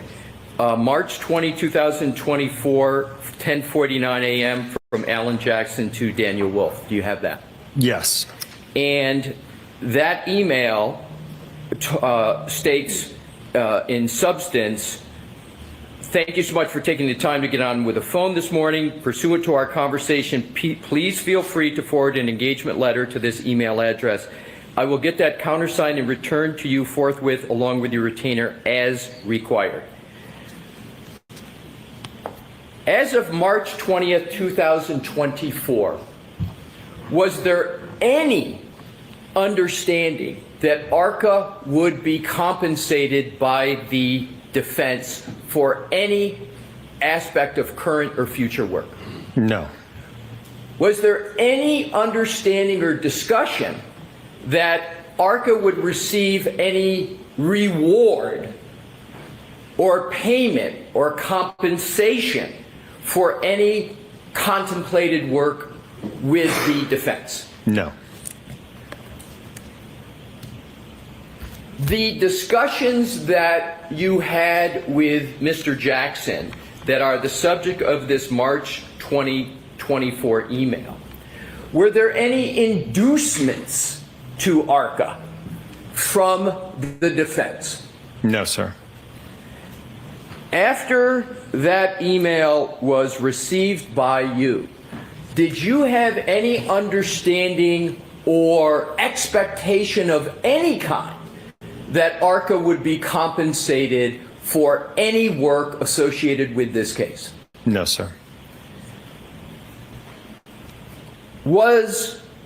What was, briefly, the essence of that conversation that's discussed in the March 20, 2024 email? Well, if it correlates to when I'm looking back at this phone record log, there was an incoming call to the ARCCA main line on March 20th, 2024 at 7 a.m., and that's Pacific Standard Time, so that would have been at 10 a.m. Eastern Time. So that call lasted for 39 minutes. And as I mentioned earlier with Mr. Brennan, I think that was a conversation about Alan trying to get in touch with me, letting us know that, hey, we've received your all's report as part of this federal investigation. You know, how can we go about utilizing you guys to come testify at trial? Can you guys come testify at trial? So, and then as I mentioned, I went over him with our typical, protocol for when a case comes in and a client wants to utilize us to testify, which is certainly outlined in that email. But obviously, given the very unique nature of this case, I had no idea if that was something that was okay, if it was allowed, what to do. So subsequent to that email, I then reached out to the Department of Justice to get clarification on what the guidelines would be to move forward. I'm going to come back to these emails, but I want to go right to the July invoice from ARCCA to Worksman Jackson Firm. So can you locate that? Is that in your production? It's the July invoice.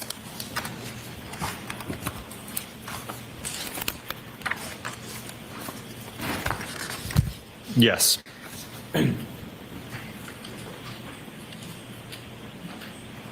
I have it located, yes.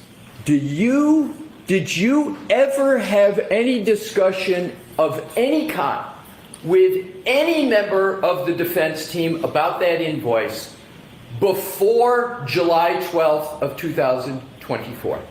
No, sir. And I will note, I am not a part of the invoicing or accounting at ARCCA. When a bill goes out, how much it goes out for, who it goes to, I'm not a part of that at all. For each and every entry on that invoice, did you have any understanding that the defense team, as you're making each of those entries, any understanding that the defense team was going to be paying for any of that work? No, again, I think my boss wants to know what I'm doing with my time, right? What am I working on? Am I sitting there twiddling my thumbs, or am I working on a case? So that's the purpose of tracking time, sir. So can you please describe how it is you enter time and what your thought process is as you're entering each of those time entries? Not each one, but just collectively. How do you do it? Why do you do it? And how does that work in your firm? So again, there's usually just a spreadsheet. Sometimes I'll write it down. Maybe my project manager will enter it. But ultimately, I keep track. If I've got, an 8-9 hour day, right, I'm working on multiple cases that day, right? So I figure out, all right, did I have a telephone call? Did I work on a report for this long, right? So I keep track of my time in a spreadsheet so that ultimately, again, my boss and the accounting department knows what was Dr. Wolfe doing on this day, this month. Let's take the first entry on May 1st, 2024. You see that? Yes. Did you have any understanding when you made that entry that the defense was going to be paying for that time? No. 6/9/2024. Did you have any understanding when you made that entry that the defense was going to be paying for that time? No. For any entry on this invoice, did you have any understanding that the defense was going to be paying for this time? No, sir. When you're entering this time, if you had any understanding, was your understanding that this time was under the contract with the U.S. government? Yes, because that's the project number that I put that time towards. So at the time you're making each one of these entries on this entire invoice, what project number are you billing to, and which one do you have in mind at that time? I don't recall it off the top of my head. I know it was the project number for the Department of Justice case, though. Right. I'm sorry. I wasn't asking about the specific number, right, but the ultimate client, when you're making each of these entries, who is it? It's the Department of Justice. Is it the defense in this case? No, sir. Did you ever have any discussion at all with any member of the defense team that this invoice was going to be sent to the defense? No. For any entry on this invoice, did you ever have any belief that you were retained or engaged by the defense? No, and as I mentioned earlier, again, the Department of Justice forbid that. So we could not be retained or in a contract with the defense. I would like to now go back to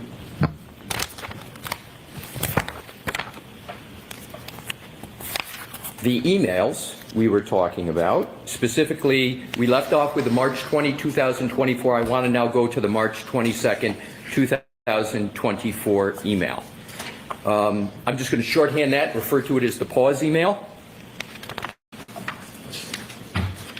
What had happened between March 20th, 2024 and March 22nd, 2024? Do you have the tab for that, the email that you're looking at? Sorry. Tab 1, please. Tab, okay. Tabs.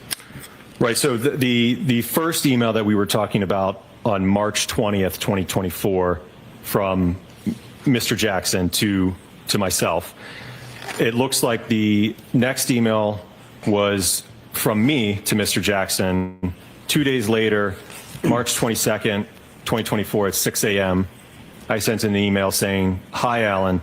Subsequent to our conversation on Wednesday, the U.S. District Attorney's Office has asked that we pause on any further conversation until we receive additional information from their office regarding our involvement moving forward.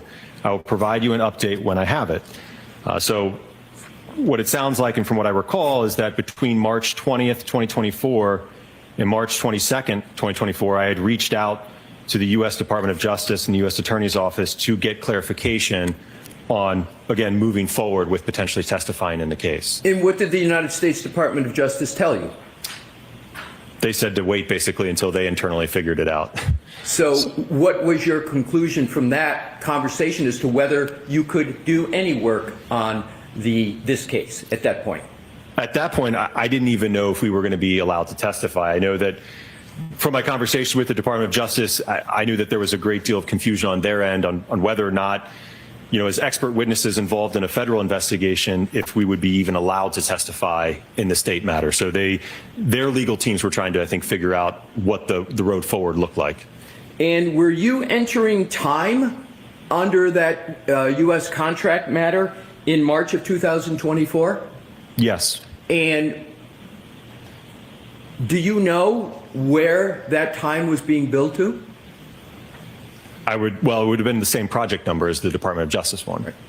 That time was not, to your knowledge, being billed to the defense, was it? No, again, there was through the entirety from, again, when the case from the Department of Justice came in 2023 till the trial concluded, all of the time was put to that one project number.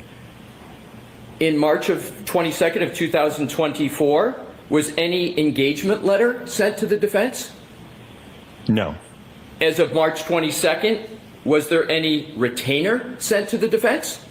No, there was never a contract or retainer sent to the defense in 2024 at all. So in terms of the discussion in the March 2024 email about engagement letter and retainers, were any of those ever sent? No, we were not allowed. And let's go back to that discussion of March 20th about engagement letter, retainer letter. Was that discussion where you were talking specifically about what you were going to do with the defense in terms of that relationship, or was it a general specific type discussion of the policies and billing procedures of ARCCA? Certainly, as is alluded to in the email, I prescribed to him our typical operating procedure for when a case comes in. But again, I remember a part of that call, there was a great deal of confusion about what do we even do from here. So as of March 22nd, 2024, can you just briefly describe whether there was any further activity at all by ARCCA with regard to the defense? No, I don't believe so. I don't think that there was no communication, I don't think, until about a month later in April, after I had received that clarification. Now let's go to April. Let's go to the voir dire hearing of April.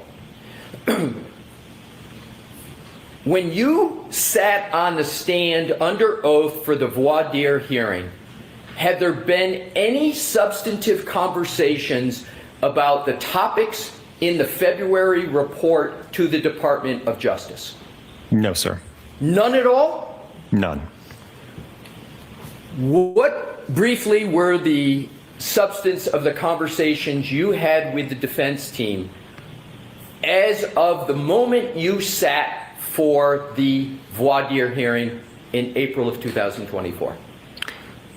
Again, they were all scheduling logistics. And when I look at these records here, I see a phone call for 3 minutes, 5 minutes, 6 minutes, 6 minutes. There's a few that are for 1 minute, which I think, again, we were maybe just playing phone tag. But again, these calls are very short in nature. So again, it was just trying to figure out, obviously I know that this was a large trial, a lengthy trial, a lot of witnesses, things are fluid. So I know that Alan ultimately, I think, would reach out to me.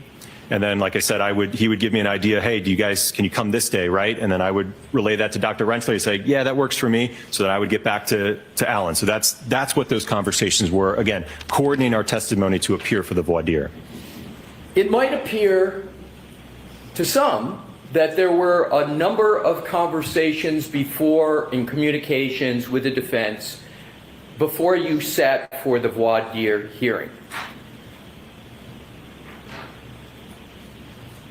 Were those conversations about logistics, background and qualifications, or did those conversations entail other topics? No, it's what we've covered. Again, that March 20th, 2024 phone call, the very first one of 39 minutes, again, was us trying to figure out what the heck to do. The May 1st phone call, which was 40 minutes, again, was me going over my background, the work that I do, my qualifications, education. Other than that, there are very short phone calls, like I said, of 6 minutes, 3 minutes, 1 minute, 9 minutes, right? And again, that was in preparation to appear in terms of scheduling, logistics, timing for the voir dire.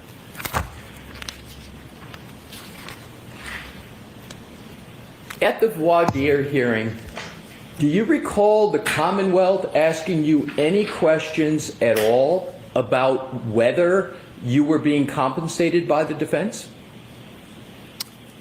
I don't recall a single question by the Commonwealth on that, no. Did the Commonwealth ask you any questions at that voir dire hearing about whether you had any substantive discussions with the defense about your February report to the United States Department of Justice? I don't believe they asked, no. Did the Commonwealth at that voir dire hearing ask you any questions about whether you had any promises or inducements from the defense before you sat down for that voir dire hearing? No.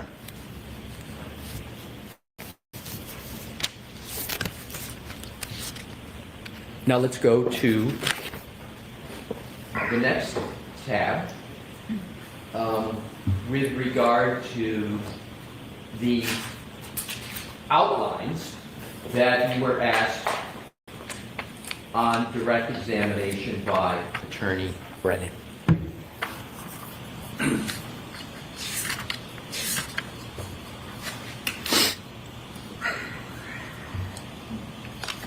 You've described this situation, well, you described how it is you viewed this situation. Have you ever been in this situation before where you're under contract with the federal government, there's rules of the road, so to speak, as what you can do, what you can't do, and then you've got a private defense team. Have you ever been in that situation before?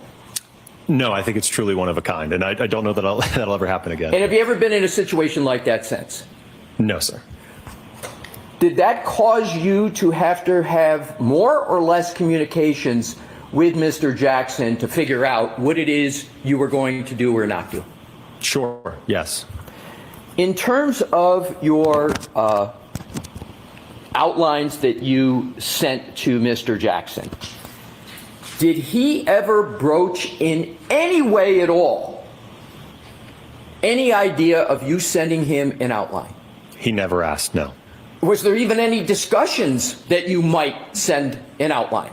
No, as I mentioned, it's something that for me is customary as I'm preparing internally for trial, right? I'm not going to come to trial, not review anything, not look over my notes, right? It's something that I do internally so that I can have an understanding how do I want to try to answer questions that might be posed to me such that I can have the jury understand how did I arrive at my opinions. Was it important to you before you sent that email with those outlines, was it important to you that the jury got a fair and accurate presentation of the work you had performed in association with your February report? Yes, I think that this is my job. Was there any other motivation that you had in sending that outline and that email to Mr. Jackson other than making sure testimony was elicited that would make your perspective clear to the jury? No, that was the only reason. Were you trying to in any way favor the defense, give the defense any favor with regard to that trial? Absolutely not. What was your goal, both with sending the outline and the testimony at trial? What was your goal? Again, as I mentioned, I think it's to help the jury understand the report, the analysis, what I did, what I reviewed. Did the defense ever ask you to communicate to the jury about any aspect of your report in any way? No, sir. And did you, in fact, communicate to the jury what it is you intended to effectuate the goal that you just explicated? I think so, yes. And with regard to the comments that were in those outlines, what was your intention in putting in those comments? Again, is to provide the jury, again, like for example, with the nighttime pedestrian statistic, right? It was to have them have an understanding that I wanted them to have an understanding that I do a lot of nighttime invisibility work, right? So therefore, I see a lot of pedestrian impacts. But again, I don't want them to take that statistic and say, well, we have this alleged incident, there was bad weather conditions, it was nighttime, therefore we should give that more weight. Sounded like And an is amusement that park. desire of yours, in your mind, to help the defense more than to help the Commonwealth? No, it's impartial, and I will note I give numerous presentations, and I think slide 2 or 3 on presentations I give, it's going over that very same statistic. I would never shy or hide away from that statistic, and I believe I testified to that very statistic or that comment at the voir dire and in my trial testimony. In terms of after you sent the emails with quals and issues pertaining to direct testimony, did you ever have any communication of any kind whatsoever with the defense team?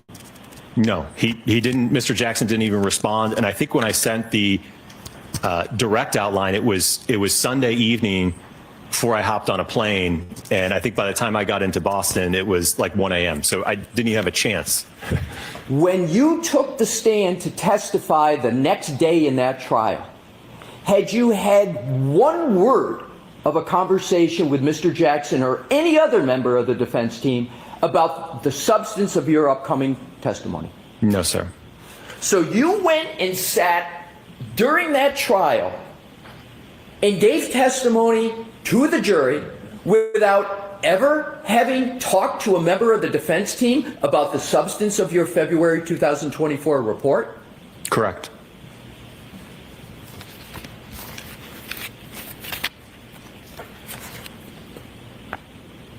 Do you recall any member of the Commonwealth asking any questions at all during your trial testimony about whether you had been compensated by the defense?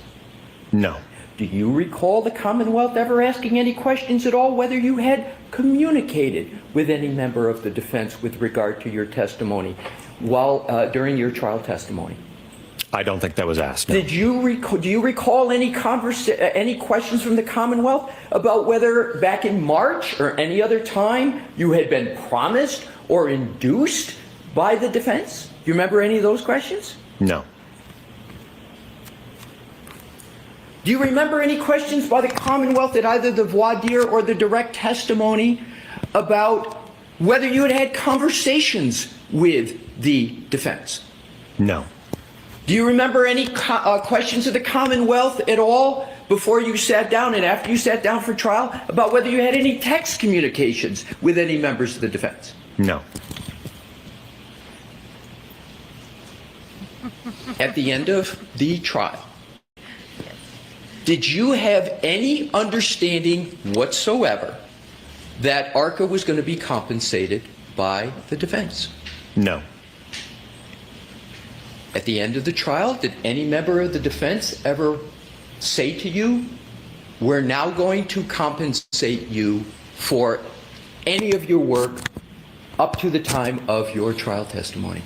No, and the records certainly reflect that I never spoke to Mr. Jackson after the trial in 2024. There was no conversations between us. Well, let's go beyond Mr. Jackson. Let's go to any human being.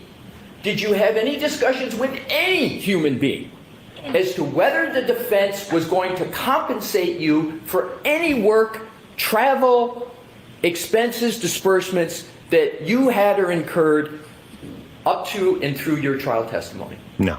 And at that time, were you still under contract with the United States Department of Justice? Yes.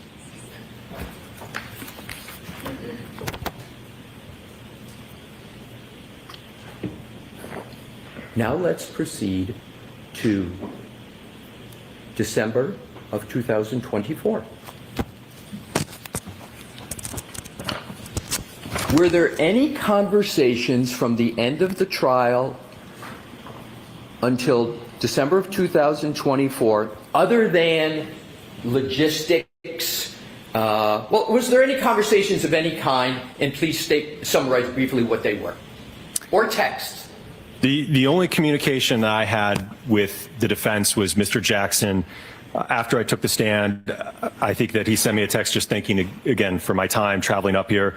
I said it was, it was great, and then we left, and that was it. I did not communicate with Mr. Jackson for the remainder of 2024.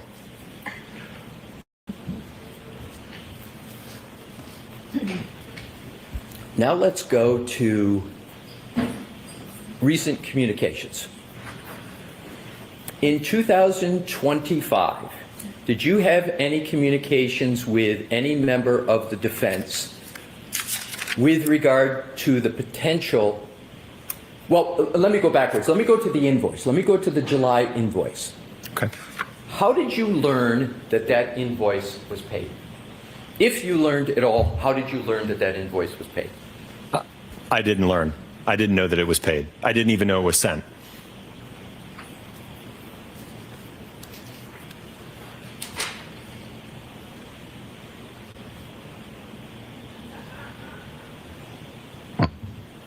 Now let's go to this year.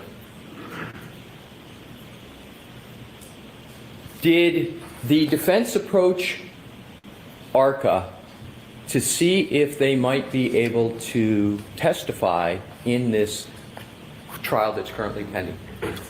Well, I think that the first communication of 2025 that happened between myself and Mr. Jackson was in February 13th of 2025. There was 2 calls, 25 minutes and 5 minutes, but it looks like just because there was a disconnect. So it was about a 30-minute call with him in February of this year. And what was the substance of that call? Well, I think back to that time frame, I became aware that I think that there was a motion or two regarding ARCCA and potentially excluding our testimony for the upcoming trial. I also know that around that time, unfortunately, I ended up getting a significant amount of harassment through emails, and unfortunately even spread into my personal life where my wife was affected. They were posting pictures of my 4 kids all over the internet. So it was somewhat of a difficult time on my end. And I think what prompted me to reach out to Mr. Jackson was to figure out what's going on. Why is my family all over the internet? Why are they talking about me? Why am I getting all these hate emails? So it was, I think, a conversation to figure out, hey, there's been several months that have passed. It looks like there's some motions pending against us. I'm getting a bunch of harassment. What's going on? Do you have an understanding of why you were getting hate mails, hate emails, hate communications, your wife, your children? What did you conclude was the reason why you were receiving that? I honestly don't know. I presume it was about comments made to me in court or that were represented about ARCCA or myself. So just so I'm clear on that, it was, you believe, regarding comments about ARCCA and whether and what? Can you be a little more specific what your understanding was? Well, I know that I received several emails that, insinuated that I perjured myself on the stand. Like I said, and a lot of hateful comments just about me and the work that I do.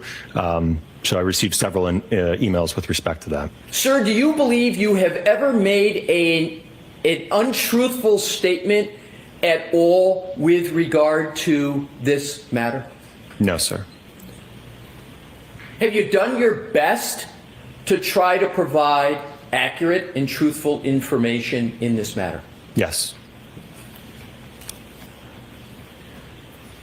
Now to the last part, which is, did the defense contact you with regard to potential further work? I want to separate out now and move on from the work that you did with regard to the U.S. Department of Justice, your February 2024 report. We went all the way through the trial in that matter. We went to the end of 2024. Now I want to come to 2025 in a different subject matter, which is communications with the defense about doing further work for this trial. Yes.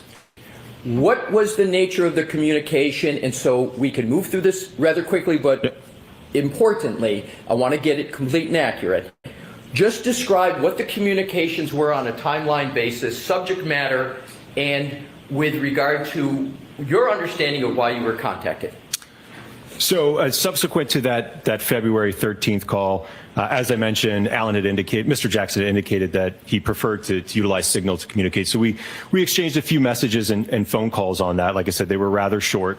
I'm going to interrupt you for there a bit. Was there any discussion about the reason for Signal because the prosecution had been subpoenaing the phones of Mrs. and Dr. Reed, subpoenaing and seizing the phone of Ms. Reed, that phones of defense attorneys had been requested to be looked at? Was there any understanding in your mind that there was a need to go to Signal to protect the defense and the integrity of the defense? I didn't know that was happening, but like I said, I did not have a problem with communicating. To me, it was just another messaging app. I know people use all different types of applications, so I didn't have a problem with it. Was there anything in your mind nefarious or underhanded about using Signal? No.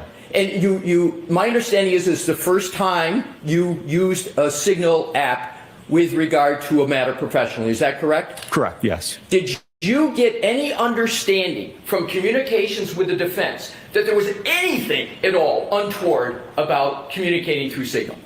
No, I was not aware of any issue with using that communication. Was there any communication whatsoever that you can recall on Signal that you have any concern about as you sit here today? No. And what were the majority of the communications, as best you recall, with the defense on Signal? Well, as I described, I know that at that point, and like I said, it was primarily confined to a pretty short window in March, but Mr. Jackson had indicated that around that time, I think ARCCA was being litigated by this court in terms of our involvement in the case. I know that they had started to, I think, receive discovery as it relates to the Commonwealth's accident reconstructionist and biomechanist. So they were, I think, interested in utilizing us potentially in the second trial. So I think that they had submitted a letter to the U.S. Attorney's Office to try to be able to work with us. I said that on my end, I could reach out to them because I hadn't heard from them in months. So I think it was around mid-March, I had reached out to the U.S. Attorney's Office to try to get my own clarification on whether or not we could move forward. All right, so I want to stop you there. I apologize for interrupting you, sir. But what was the date that you reached out to the U.S. Department of Justice to see if you could participate in the second trial? Probably around mid-March, maybe March 18th, March 15th. Did you have an understanding at that time that the Commonwealth had retained an entirely new firm and expert in the area of accident reconstruction? I think Mr. Jackson had indicated that there had been some material disclosed, but I think it was just a simple report or something of that nature at that point in time. Was it a report, just like a page and a quarter or so of findings and conclusions and then a slide presentation? Is that what it was? Yes, that sounds right. Was any of that information at all helpful or meaningful to you in your ability to respond to that and to determine what was done and what ARCCA might want to do in response? Well, certainly not the report. The report was very, very brief. The PowerPoint, somewhat hard to follow, but again, it really didn't provide a complete picture. And in terms of scans, electronic data, etc., do you recall when you finally got that information? Well, I think that would have been after the defense officially retained us on March 26th. I think that's when we received that information. So in terms of the information that you received, those scans, etc., did that allow you to proceed with any meaningful work? Well, it gave us, again, a better insight into the foundation or the basis for the analysis, yes. Could you have proceeded with a contract with anybody, not just the defense, but anybody, with the level of information you had before you got the scans and the data? I think it would be very difficult to do so. Could you have even created a scope of work based upon that report and that PowerPoint presentation? Most likely not, just because some of the areas that Dr. Rentschler and myself are particularly interested in are extremely vague in that report in PowerPoint. once you got the level of information that you have now, what is the ordinary time it would take in the regular course of ARCCA's business to evaluate that information and prepare your own report, analysis, and finding? In the ordinary course, how much time would it take ARCCA to do that? Well, certainly for the nature of this case, as I mentioned, we were officially retained by the defense on March 26, 2025. As I mentioned, I myself just got word from the Department of Justice just a day or two, I think, prior to that we could move forward. So immediately, once Mr. Jackson, I indicated to him on the 26th that we did have authorization to move forward. He immediately asked that I send over, again, our typical procedure with the contract and retainer. And I think that same day, at the 26th or the 27th, his office sent over, I believe, links to notices of discovery, I believe 1 through 62, which I think encompassed about 800 gigabytes worth of information and data. How much in relative term, 800 gigabytes? Is that a little data, medium amount of data, or a lot of data? Voluminous, a lot of data. So we immediately started to review that. And again, I feel like maybe I speak for most experts. One thing we always want is more time, right? So in a case like this, I mean, ideally we would be talking months to be able to sift through all of that information, be able to do analysis, be able to do testing, be able to write a report, right? So I think certainly we are on the order of months, not weeks.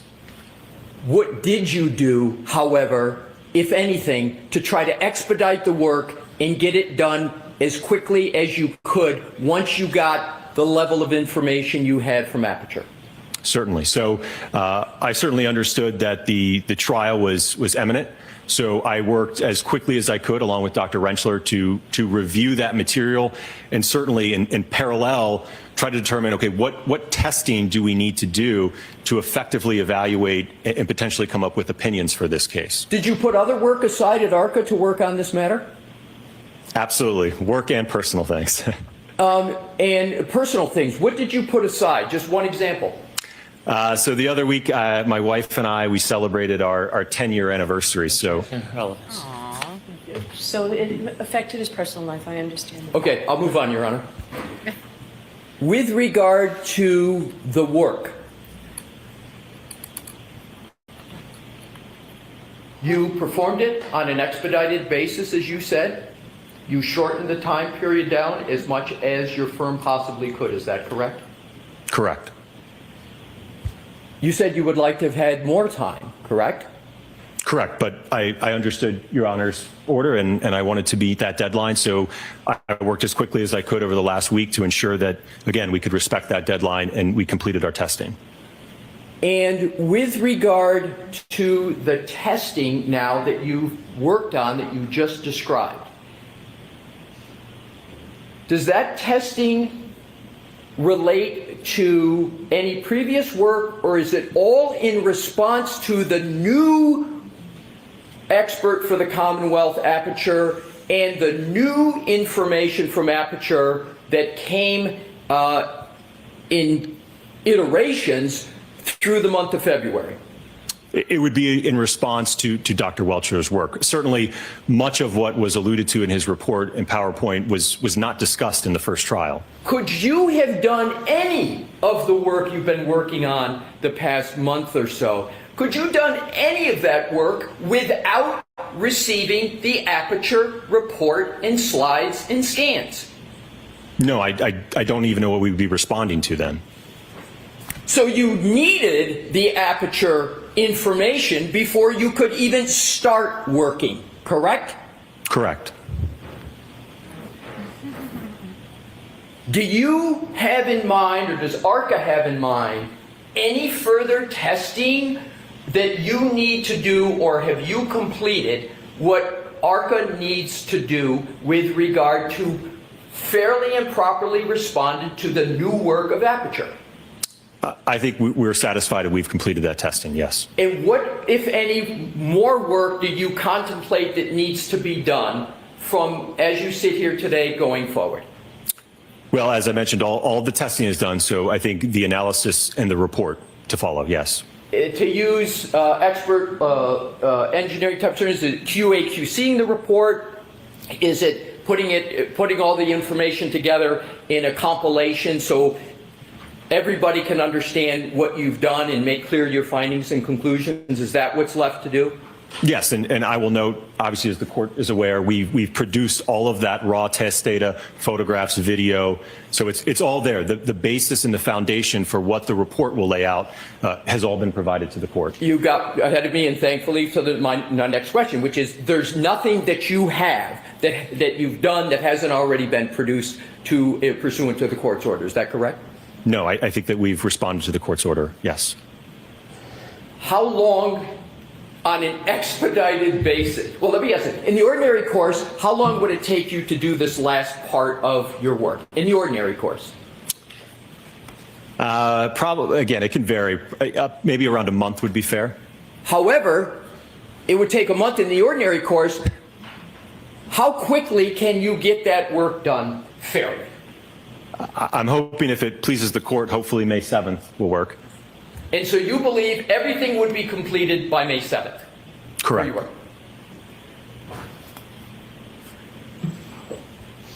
That's all I have at this point, Your Honor. All right, Mr. Brennan. Oh boy. Oh boy. Brennan's back. Say you no guys. questions, Brennan. No questions. So we You are have not none. ordeering the other guy. That's not happening today. Hi. Doctor, you're suggesting that it's going to take until May 7th for you to complete your reports in this case? And the analysis, yes.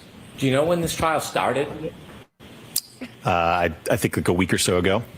You provided raw data last Friday, Yes. but you would agree you still have not provided any reports. Correct. Yes. You said if you were notified or received information, you could have your testing and opinions done within a month, correct? Potentially. Again, it would also depend on when we got authorization from the Department of Justice, which, as I mentioned, was at the very end of March. I understand that. We're going to talk about that separately. I'm talking specifically about how long it would take if you received the information. You said that you could have the testing and reports done in 1 month, correct? It took you I don't know. I said the testing, the hours reports, and everything. Would it take to longer than ask a month? me questions. Ideally, I think it depends on what kind of a report that we're talking about. I think if it's something along the lines that Dr. Welcher produced, I think it could be pretty quick. You said March 26th is when you received authorization, and you're going to have things done by May 7th. So that's a month and a week? Sounds about right. Okay. Do you know when the Commonwealth in this case turned over Dr. Welcher's information to the defense? Do you know? I don't know, no. Did you know that it was turned over in a report on January 30th? Just the report? Yes. I didn't know that, And no. the file in its entirety was turned over by February 5th? Did you know that? Objection, Your Honor. Do you know that? I don't, Your Honor. And if you had a month from February 5th to complete your testing and report, you could have been done by March 5th or even the second week of March, couldn't you? Presuming we had authorization, the defense had authorization from the Department of Justice as well as ARCCA, yes. Putting aside the authorization, I'm going to ask you about that. But just the time you need to test, if you knew or received the information by February 5th, you could have been done by March 5th or mid-March, couldn't you? Potentially, yes. Well, you're going to get it done that quickly now, so wouldn't that be an accurate guide to when you could have done it then? It's certainly not ideal, but we certainly are working as quickly as we can. I know it's not ideal, but isn't it the same time frame? Whatever it's going to take you from March 26th, you could have done from February 5th. True? Again, I don't know the timeline in terms of what exactly was produced when from Dr. Welcher, so I'm not aware of that. But I'm not asking about the It is. timeline. I'm talking about the time needed to deal with this information. You said you could have done in around a month. I think a month or more, yes. So your contract with the federal government ended, ARCCA's did, in June of 2024, didn't it? I believe it was sometime last year, Do yes. you know the Commonwealth notified the defense that they were going to have a new expert back in October of 2024? No. Are you aware of any effort by ARCCA or the defense to try to facilitate an agreement that the defense could use ARCCA as witnesses back in October or November of 2024? No. Are you aware of any efforts by the defense to try to notify the federal government to be able to use ARCCA in December or January? No. And so as far as you knew, this came out of nowhere in March, that the defense wanted to use ARCCA, or specifically you and Dr. Rentschler, in late March of 2025? No, I think, again, it was, like I said, around February of 2025. I know that, like I said, when I spoke to Mr. Jackson, that he had indicated that the ARCCA issue was being litigated. And I think that, like I said, there was, I think, multiple motions pending against us, and he didn't even know if he could move forward with us at that point in time. Do you know why the defense waited until February 2025 to even seek permission from the federal government to retain you and Dr. Rentschler so you could review the materials? Objection, Your Honor. Do you know? Do you happen to know that? I don't know, no. Next question. You shared with us communications you had with the United States Attorney's Office. Were you receiving information in this case since the last trial from the defense or from the United States Attorney's Office? What do you mean with respect to information? Evidence, discovery, information. From the Department of Justice?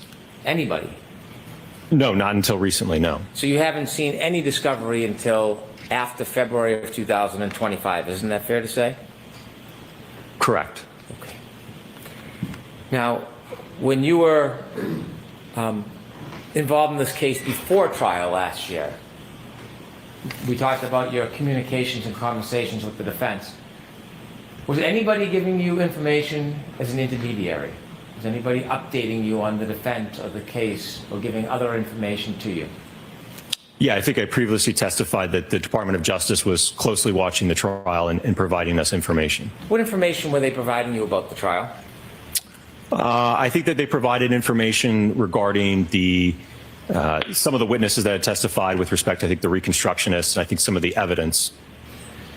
So when the Department of Justice was giving you information during the trial about witnesses, what witnesses do you remember they were giving you information about? One that comes to mind was, and I don't even recall his name, it would have been the accident reconstructionist. Is it a coincidence that when you were receiving information from the Department of Justice about particular witnesses testifying in this case, is it a coincidence that your phone calls and text messages are more frequent? Is it a coincidence? Yes. I presume so.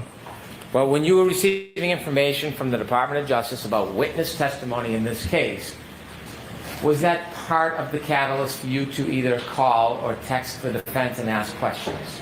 No. Did you ever share any of the information you received from the Department of Justice with the defense? No.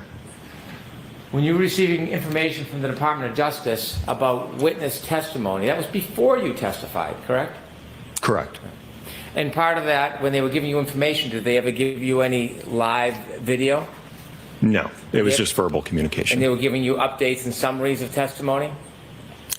I wouldn't say summaries. They just pointed out some key things I think that came out. What were the key things they were talking about with the reconstructionist testimony? What were they telling you? I think it was, as it relates to the arm being outstretched, and I think some of the kinematics of the pedestrian. I also think there was some mention of potentially some DNA evidence. And is that how at trial, even though you had no evidence that was produced as part of your report, or to consider for your report, that you knew that there was DNA evidence because of the intermediary? Because of the Department of Justice? Yes. Yes. Did you know there was a sequestration order in this case that you were not supposed to consider or review other witnesses' testimony or information? Did you know that?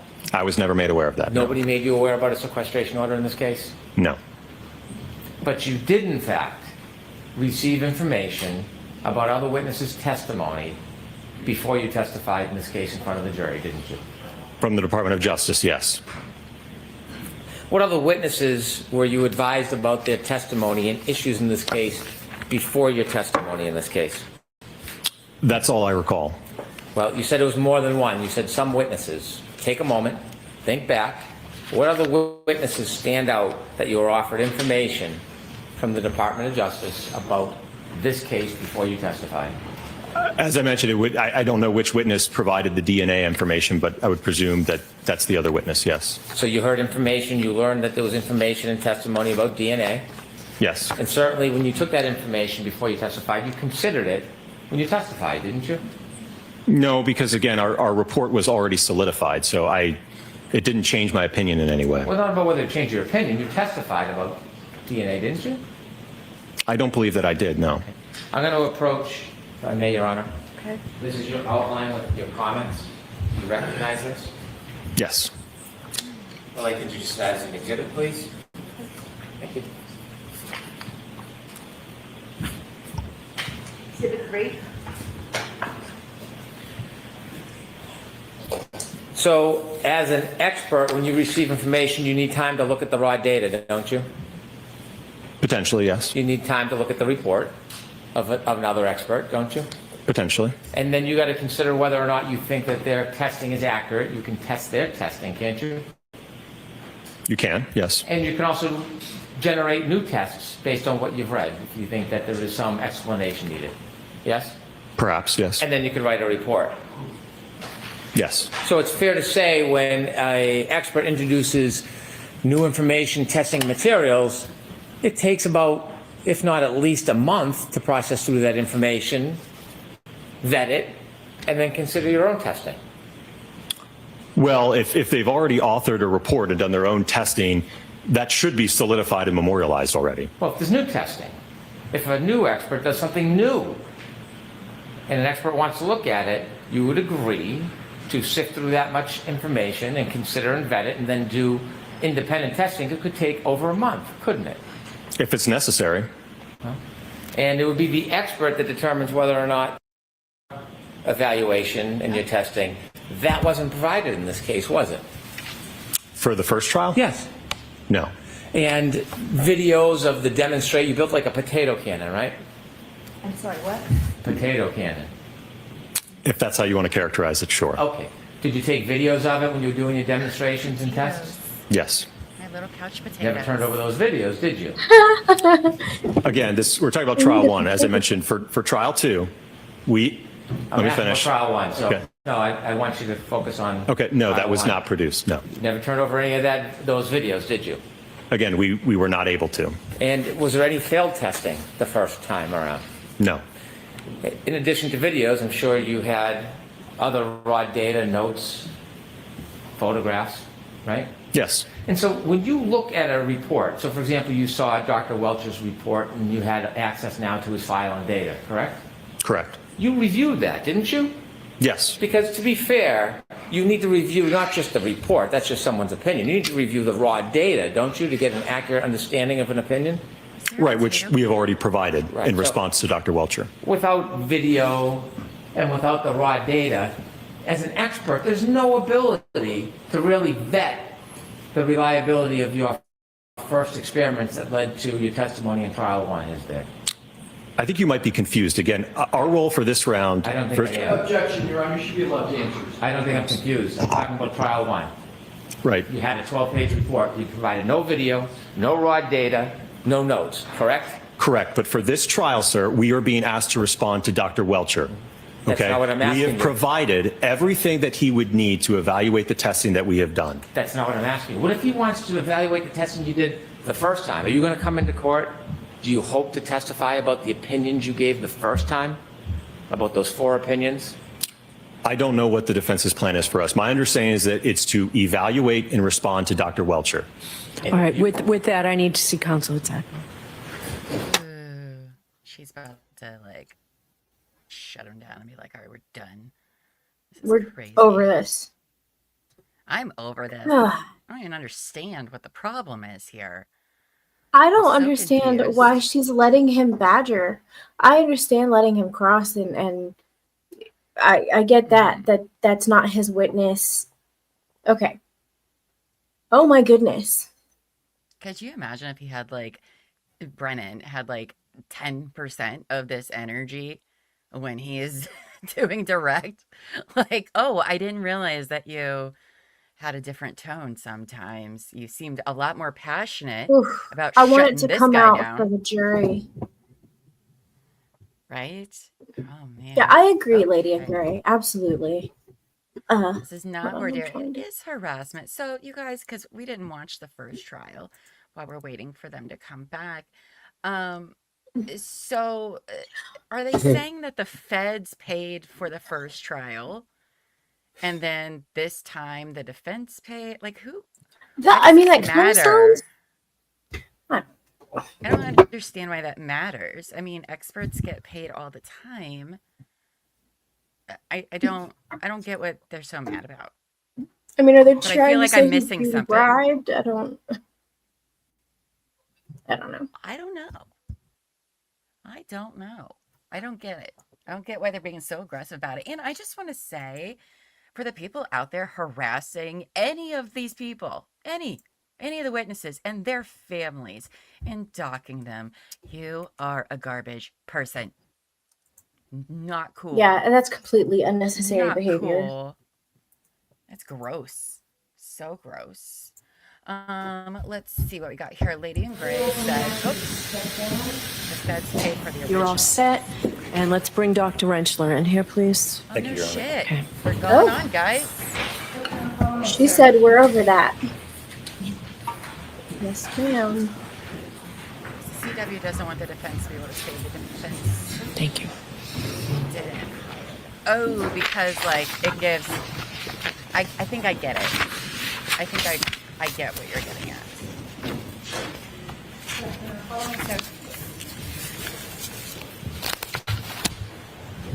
Oh, man. Step on now, face the clerk and raise your right hand, please. Do you solemnly swear that the testimony you shall give to the court and the matter now in hearing shall be the truth, the whole truth, and nothing but the truth, so help you God? I do. It's this guy. All right, Dr. Rentschler, this is going to be very quick. Go ahead, Mr. Brennan. We Thank just you. need his name. Good afternoon, Doctor. Good afternoon. Could you please state your name for the record and spell it?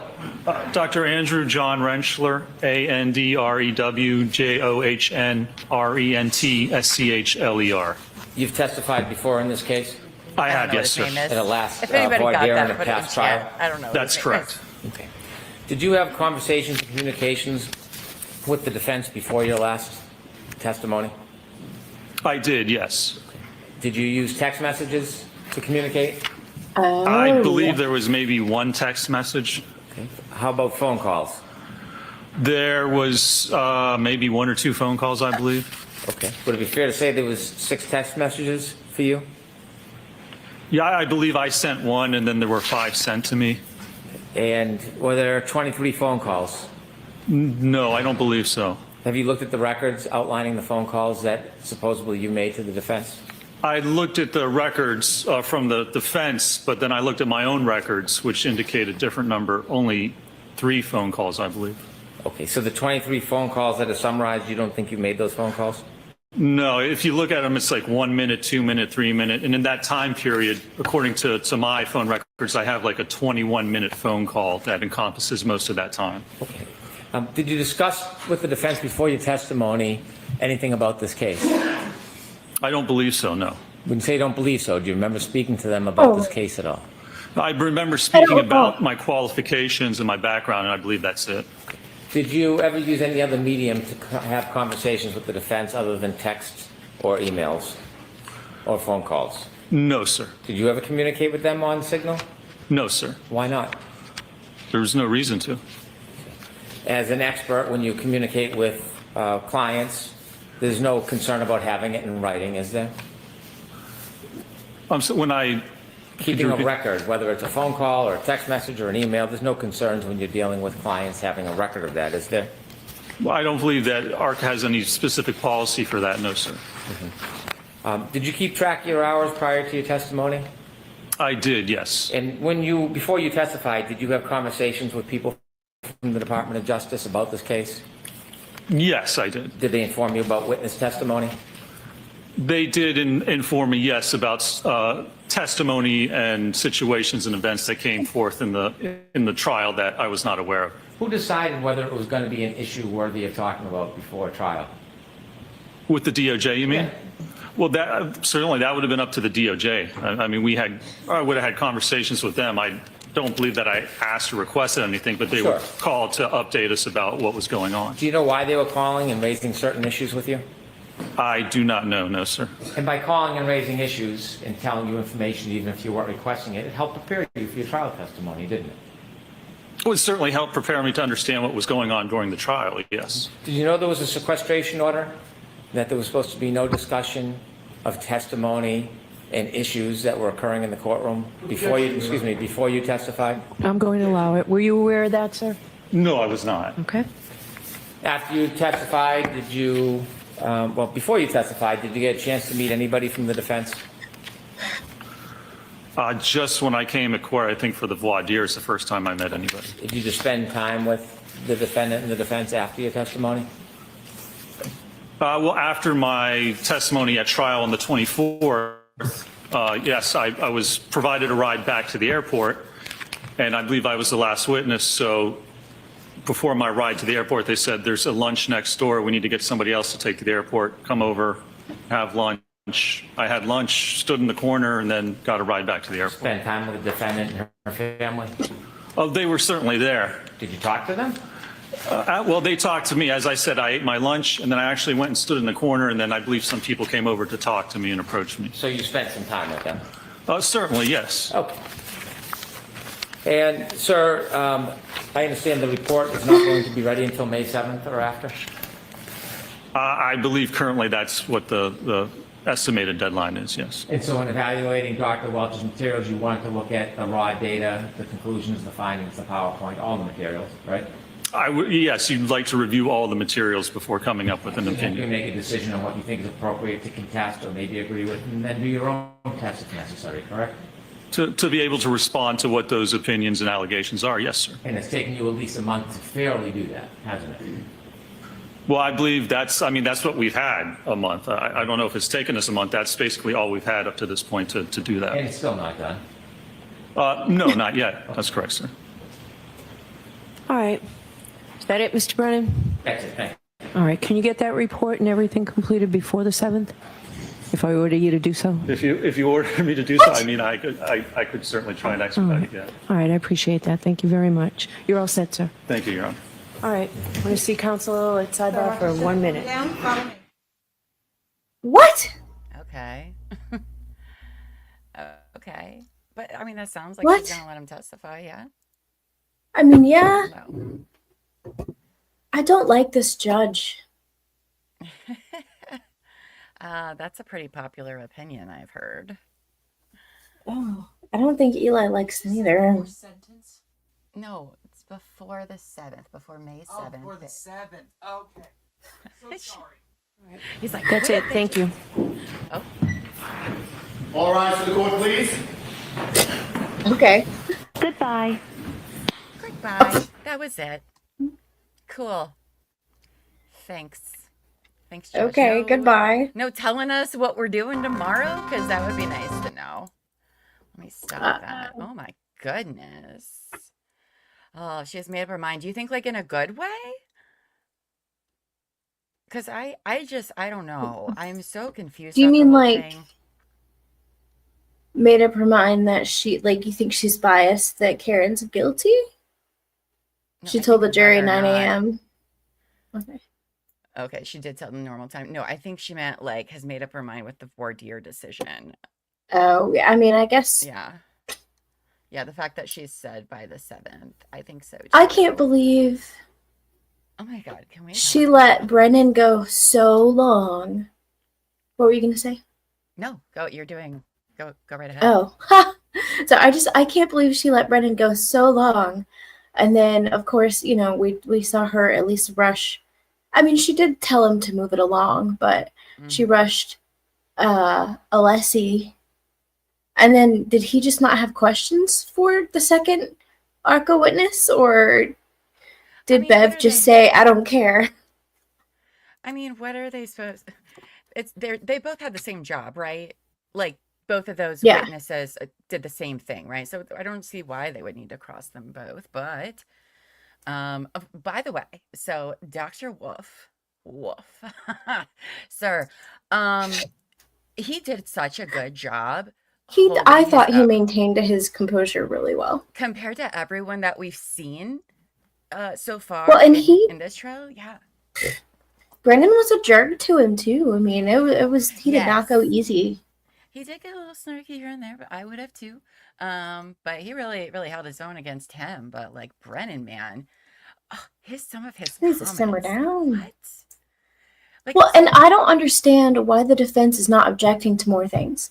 Maybe I have watched too many trials and I have too much cockiness, like I know more.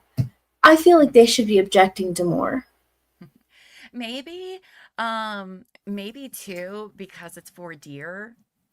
They don't really need to as much, maybe. I don't know. Absolutely. I mean, I don't know anything, y'all. Just so, but I just oh my don't. gosh. I will say, I do have a little bit of an issue that they use signal to communicate to one another, and this guy acted like he That's had a little no idea what weird. that was. All right, that is a little weird. Well, and I don't know, like, why would you use it at all for such a short period of time? I don't get that, but okay. So what I think I'm understanding is that all of the stuff, the internal investigation that the federal government investigated, hired ARCCA to do this reconstruction thing for their own investigation thing. And the defense found out about it, I guess, and was like, hey, we want your stuff or whatever. And okay, so Polly's saying correct, we're getting close. And so I don't really understand though why Brennan was accusing them of the defense paying for them the first time, because the DOJ apparently already paid for it. But now this time around they have to pay for it, which I don't understand either, why they'd have to pay for one and not the other. Maybe because the investigation was still ongoing then, so they couldn't. Oh yeah, actually I think he did say something like that, because the DOJ investigation was still ongoing, that they were forbidden from collecting any sort of payment from the defense. Was I think my understanding of that. But this time around they are getting paid by the defense. But Brennan is trying to get them to admit that they believe the defense was going to pay them, right? Because it was actually the government, that the feds, that did, and that probably wouldn't look good to the jury. That like the federal government that's like when they send in like the FBI or some shit. I mean, this is a private company doing it, but like that's the implication, is that the feds are working with the defense, so maybe that's all those. But it was really like, he's being such a petty Betty about it. He is a defense attorney. Was. Are you telling me you don't, first talk about money, that you don't prep people their testimony before they go on? I am not a fan of defense attorneys usually. I do like so far I like Alessi, and I mean I like this defense team, but I mean I haven't seen them act horribly yet. Oh, so the DOJ gave the info to both the defense and CW. Okay. So they both got it. The Commonwealth was like, meh, don't like it. We're not going to call them. The defense was like, oh, we do. Love it. And thank you. We'll take it. Thanks for the freebie. Okay. And then Lady in Gray says the defense wasn't allowed to even talk to ARCCA prior to them showing up. AJ didn't really know what they would say. He only knew what their reports said. Oh, okay. Wow, that's different. So if they weren't allowed to even talk, is that why Brennan is harping on their communications pre them testifying in the first trial? Is that what he's okay? I think I get where this is going here, or what he's trying to imply. That's fair. They talked about other stuff, but right. If the defense calls you in, you can say they are biased. If neither called you in, it can put stronger weight on your opinion. Yeah. Okay. I think I get that now, but I'm also just like, annoyed with Brennan so much. He was so snarky, like, oh, when you say you believe, it means you know, right? Oh, my goodness. I hope the defense team, I hope Alessi was writing down every dumb, stupid thing that Brennan said to this guy and use it tomorrow on their Cellbrite guy. Because, like, how are you going to go at this guy when you just put the Cellbrite guy on there? Come on. Seriously. Town. Oh, my goodness. Crazy. Oh, that'd be so good. I don't know that he will, but I hope so. I hope so. I don't know if he wants to come off as like a jerk to the jury that way or not. I mean, they didn't care about blasting a freaking EMT. And that, you know, like those kind of people are untouchable. Trial by ambush. Yeah. Paid and the prosecution's argument that inappropriately communicated with and paid. Okay. Something about trial by ambush. If he was referring to Jen, like, right? Are him and Jen friendly? Would you describe it as friendly? Oh my God, those questions were so stupid. I don't think we're friends. It's not what I asked. Oh man, Brennan claimed they were ambushed several times. What? By How who? can the state be ambushed? They're the one who By asked for a ARCCA? second trial, right? So I totally want to make friendship bracelets. Yes, everyone, let's make Karen Reed friendship bracelets. So when any of us get called to the stand, we can say we're besties and we're on a first name basis with one another. So we must be besties. I'm just gonna say I read that wrong. I thought it said mine's gonna say. I don't know how I got that. I think it was like I'm just gonna. Anyway, I thought it. Lady in Gray's friendship bracelet is just gonna say that. Brennan's a dick. I will say, just from watching Dr. Wolfe on the stand, he's gonna come across really well to the jury. If he I felt like he knew. He didn't even talk about the shit he knew, but being on there, his credibility seemed very legit. He seems pretty awesome. So I can see why they probably don't want these people in there, but ridiculous. Right? And I like how he's like thinks it's nefarious that they made, you know, plans for flying and staying. Like it's normal. Like what? And then he's like, but and then he was like, but you had personal conversations with them and you billed them for them, sir, you are a defense attorney. You bill like $600 a minute. For everything. Whatever. Yeah, everything. For a 4-word email, like, yeah, like, sir, get out of here with that. Oh my goodness, ridiculous. Polly says they're super smart and enthusiastic. I gathered that from Dr. Wolfe. I mean, it didn't seem like he had a dog in this fight. He felt very confident in what he knew, never seemed bothered. And those questions were ridiculous. I would have been like, sir, you do not need to talk to me that way. Lady in Gray says, you should have seen the clips of how Bev eyed Dr. Wolfe when he came in. Like in a good way, like we all did. Yeah, like, or you know, mean mugging, like Polly asked. Oh, I think it was the heart eyes, because heart eyes for me. Oh my goodness. But he's married, ladies, and has kids. I can't believe he was told where to park and walk across the parking lot. I know. So sus. But then that one dude, the one witness we haven't gotten to, Higgins, threw his freaking phone away and everything, but they're going to lose their shit over some signal messages. Like, okay, buddy. Okay. First trial, hard eyes. I mean, he's a very charming fellow. And it wasn't okay that he deleted 100 messages from a trial that was over a month after it was over. But it's totally fine that Jen McCabe's text got deleted. Somehow. Or We don't know Google how. search got deleted somehow. Can't recreate it. We don't even know. Come on.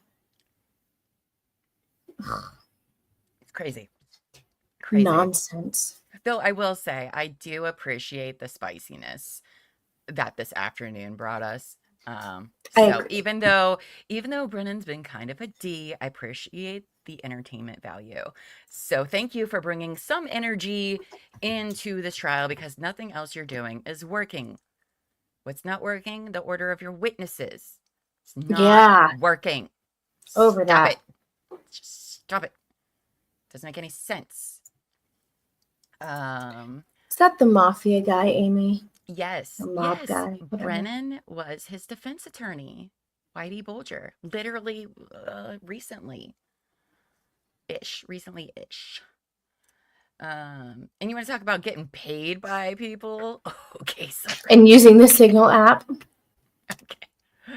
Get out of here with that. Oh, right. And Proctor. Oh my gosh. When is he coming? Because I just need to remember so I am prepared with booze. Oh my gosh. I think that's good. Proctor wishes he deleted those messages. Ugh. Oh. Not going to be great for Proctor. I can't wait to hear that whole conversation, because we only heard bits in that documentary we watched this weekend. Mm-hmm. I feel like there's still, the whole thing was probably super gross. Super gross. Well, kids, so that was today. Yeah. We had the Celebrate guy who was interesting and confusing. Apparently, steps don't matter. Going up an incline doesn't really matter. It's not as accurate as everybody thought.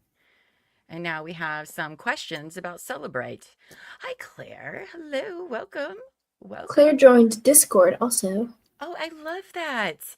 Hello, Claire. Yes, the Signal chat. I mean, but also, who cares? Why does any of this matter? I can't figure it out. I just wish we would get to the storyline and go through it, and then everything else can come. But like, get to what matters first. Mm-hmm. This has given me a headache for sure. Mm-hmm. What else did we learn from the Celebrate guy? His slideshows or his PowerPoint's all right. We like the highlighter. That was exciting, I guess. His data, he may have used his own program to do this, but then He did. He used it along with Celebrate, from what I gather, because Celebrate isn't as according to him, isn't as either accurate or doesn't glean all the information necessary. But his program hasn't been vetted, and that's gonna bother me because you just brought it into a murder trial. It hasn't been. I mean, how is that okay? I mean, think about other types of scientific evidence that we've had in the past that end up being junk science, right? Yeah. Bite marks, junk science. Gunshot residue. Guess what, you guys? It's junk science. What else was I mean, every decade it seems to be that there is something that we're like, ooh, yeah, turns out that's I didn't know bite marks were. Oh yeah. Yeah, bite marks were determined to be junk science a long time ago. I mean, it kind of makes sense, but I mean, I guess like the size of anyway. Okay, cool, interesting. Yeah, I think the fact that this isn't even a program that is widely used, and I think every time it's not used by anyone. It's not used by anyone. I think it's weird. I think it's very weird. I think it's ridiculous that the prosecution is using that as part of their words that I can't think of. He was there in the first trial too, if I remember right. So he has been allowed twice. But it seemed like when he was doing his expert, like why I'm an expert thing, I can't remember. Somebody will probably go watch it and then correct me later. But I feel like he said that he's testified as an expert 20 different times. The Chloe bite mold's still coming too. Well, Wait, did they get What? them? No. Okay. No. But I feel like he said he testified for Celebrate. I don't think it was this thing. He used a different iOS to compare it to. It's so weird. I should be here most every day. I've been watching live since last Tuesday, and I was on CBS Boston's feed before.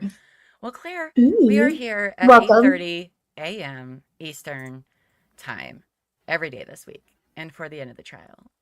So if you just want to hang out with your besties, we are not lawyers or legal experts. We are just your normal, average people, just like the jurors. So Yeah, we don't know anything. But that the jurors and the court of public opinion is all we are. No, we're really into true crime, and we've watched a lot of trials together as friends. So here we are. So we're so happy to have you. I love new people. Just a bunch of spuds in here. My couch potatoes. Oh. And yeah, if you joined the courtyard, our Discord, you could go in there and talk to everyone else, even after the show's over, all about Karen Reed, because everybody wants to talk about it. That's for sure. That's right. Everybody does have opinions. Sometimes they're different, and there's nothing wrong with that, as long as we are respectful about it and not harassing witnesses and families like crazy people. Ugh, I hate that for them. Tots. We're tots. Tots. We're tots. Tots. Hi, 80s. Hello. It's the Music Man. It is the Music Man. It's the Music Man. So yeah, we had that guy all day. He's still on the stand tomorrow morning. Ooh, but we're on cross with him with Alessi. Okay.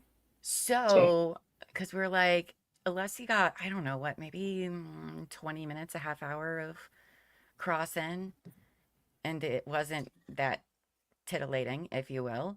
I hope he goes into him tomorrow morning. He's a what? I feel like I'm supposed to. He's a music man. I think she just wanted me to sing again. I don't know. Okay. So, yep. Celebrate guy will be up on there tomorrow. Ian Winey? Nope. I forget what his last name is. I forgot already. What's her? Jeez. Words are hard for me right now. Claire, is this your first time watching? Is this your first time watching the Karen Reed trial? Because it's our first time. We didn't watch the first one. Earlier, I think in Discord they said they watched bits of it, but not the whole thing. Not the whole thing. Oh, okay. I think that's what they said. Well, I hear that this one is going very differently. Very differently. Whiffin. Oh, yeah. They said about 20 hours of content total. Oh, wow. Yeah. I mean, that's more than we came to the table with, but yeah. Still don't even know what the hell's going on. Not now. Nope, not now. Nope. I think we streamed like 34 hours last week, so. Oh, and the Karen Reed documentary we watched on Discord. Yeah. But yeah, we still don't really know what's going, because they don't want to tell us anything. When do we get to watch the bar videos? When do we get to talk to Proctor and McCabe? Yeah. Oh, didn't you say McCabe? you saw something on Twitter? Yeah. Earlier? So apparently the Twitterites, the X people, said that they saw her car, McCabe's car, at in the parking lot of the attorney's office or something like that. Anyway, the DA? They're thinking, oh, yes, what? the DA. What? They communicated before she was set to testify? What? Absolutely ridiculous. Oh my gosh. Oh my let me gosh. look up the message I sent you really Did quick. they turn in their communication? Did they use Signal? Did they use Signal? No, they used Snapchat, probably. Oh, okay. Here we go. She was seen at the DA's office yesterday. Most likely for prep. Wouldn't be surprised if she was called this week, is what Turtle Boy said earlier. And then there's a picture of her car at the county DA's office. Oh boy. Oh boy. I feel like she is, again, we didn't watch the first one, but we saw the little clip of her in that documentary. I think she's going to be even more intense. Right? Ugh, She was a little a lot. She was a intense. lot. Yeah. A lot of facial expressions. I mean, I'm not judging her too much because I too have a face where my feelings are on it all the time. But When did he boy, say that, Lady in Gray? I gotta go look it up now. what? Oh, Not that I Jen, don't the believe you. I appendix. just need to see it. Are we sure? Because that would make sense. And so far, it hasn't made sense. Yeah, so far nothing they have done. I can't say I like Jen, but really following her to the CW office, not cool either. No, but it might be right by like the courthouse. So maybe people are already there. Let me do a I little don't know. search on the X. At least I hope that's the case. I do agree. Don't go harassing the witnesses, Oh, guys. 3 hours ago, he said, interesting development. A juror has been called to sidebar is being questioned about something in the presence of all the attorneys. Interesting. What? When did that happen? I don't know. We never heard anything about it. That was 3 hours ago. 3 hours ago. Oh, so Huh. maybe that must have Interesting. been like before they started back up. Mm. It must have been before they brought them back in. Because remember, it like just started like out of nowhere. They already had him on the stand and like everything. So maybe that's what happened. Interesting. Ugh. Interesting. Was he on his phone again? Oof. Oof, boy. Oh, boy. What Anyway. a mess. I hope Jen comes. I need another exciting witness. I can't do another celebrate person. Oh They my released god. a juror, Terry says. What? Ooh. I need to know why. I need the details. The tea. Maybe playing Candy Crush. Oh my goodness. It's so funny. I mean, I probably would have.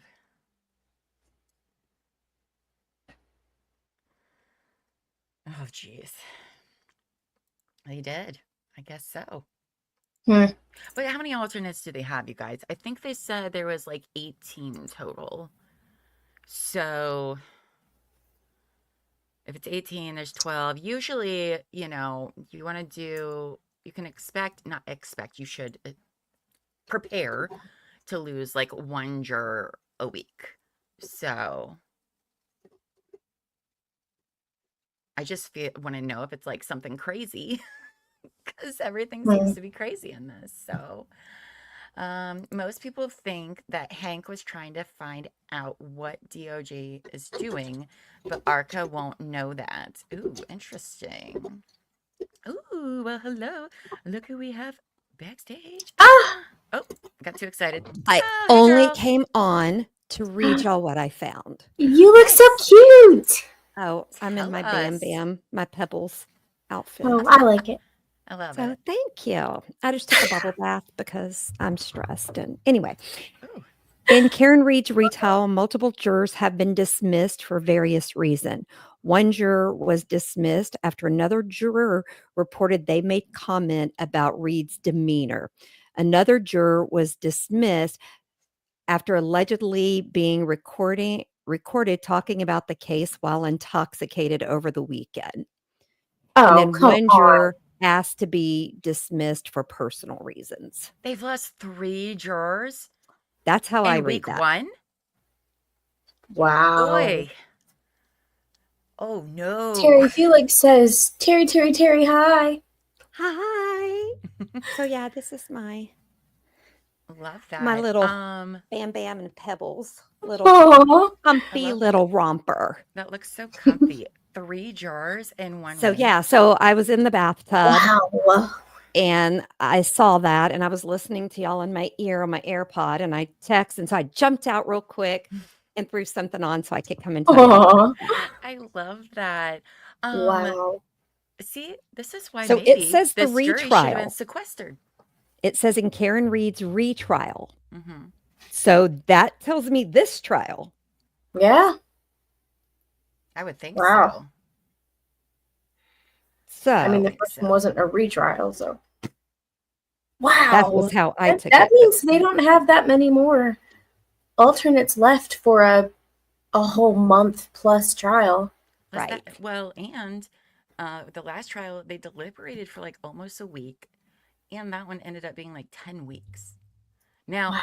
we've talked about whether or not this one's going to go very long, but it seems like they cut about half the witness list, apparently. So, Wow.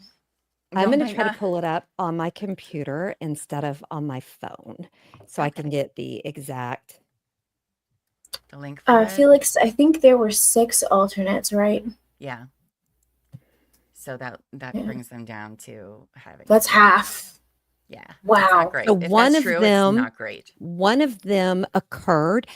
The juror was dismissed before, so they had been picked, but they hadn't started. So they replaced that one then. So it Okay. happened Okay. like right There's at, it was still before 4. they were seated. All right. Before they were sworn in and stuff. Okay. Yes.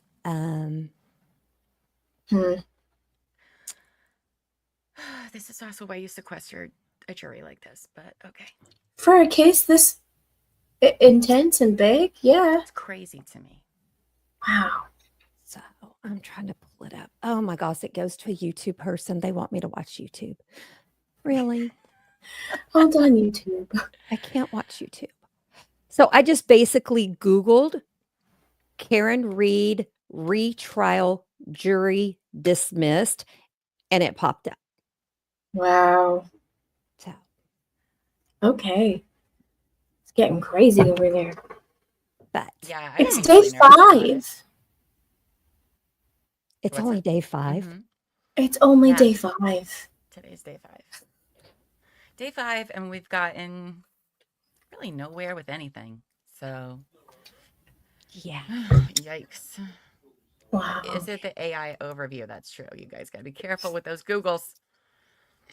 Oh, you know Excuse what? me. It's trying to take me to a YouTube thing, Oh, a well, link. So it popped up in my search results, but I just Googled it again.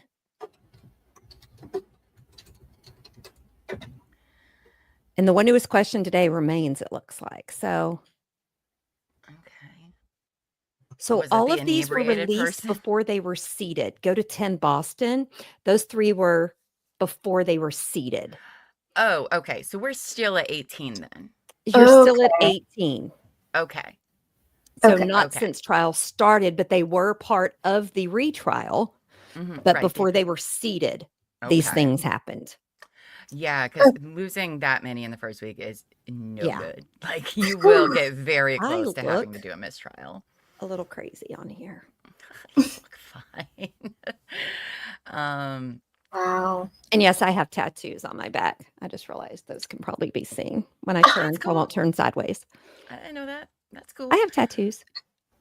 Nice. You're so cool, Terry. I have Terry, one on my ankle too. I only have Oh, one. I What did only you have one think currently. of? What did you think of that voir dire? I have a problem with Bev. Mm-hmm. I feel that she cannot be fair and objective. And the tone of her voice, that she is already irritated, and we're on day 5. And Mm-hmm. she let a lot of stuff in from the prosecution that she should have stopped. They were badgering that poor guy. Oh, yeah. I mean, Oh, my yes. little bean guy was getting, But yeah, he held his own. He held his he own. did. Only one? But I feel I just didn't like it. Mm. And did it make any sense to you? Because it didn't make any. It did not. I mean, I get it, what we put together and said, but I get it. like, And then when I hear about what they were doing to his family, yes. of course he would reach out to that team. Mm-hmm. Because I have to be honest, if I was his wife, I would have been like, you get those people right now on the phone. And they probably said, let's take this over to Signal app in case someone is spoofing your phone or in case someone's gotten into your phone. Mm. Oh, Because we're I didn't talking think of That's that. a about good children. thought. and his wife being in danger. I would have gone to WhatsApp or Signal. I didn't think about that. I mean, that's what I use when we have to discuss sensitive things on Chase's case. I'm not stupid enough to do it on my text. So that's what I think. And you can do your settings. I keep mine in there. I don't have them disappear. And I know people can, but I think when they start messing with your family, you do whatever you have to. And if somebody has a problem with it, they can get over their self. And the fact he has to come again, and depending on how this turns out, it could get even worse for him and his family. Yeah. Yeah, that's like really not, it was really not cool. I'm sorry, you should not harass anyone. He is doing his job that he is paid for by a company to do. Even the witnesses that were discredited, in my opinion, thus far in the trial, and like Carrie Roberts, Carrie, yeah. I mean, even they don't deserve that either. Exactly. Yeah. They should not get harassed. And I think that's why the case we covered on Midday bothered me so much, knowing she had just testified in front of a grand jury.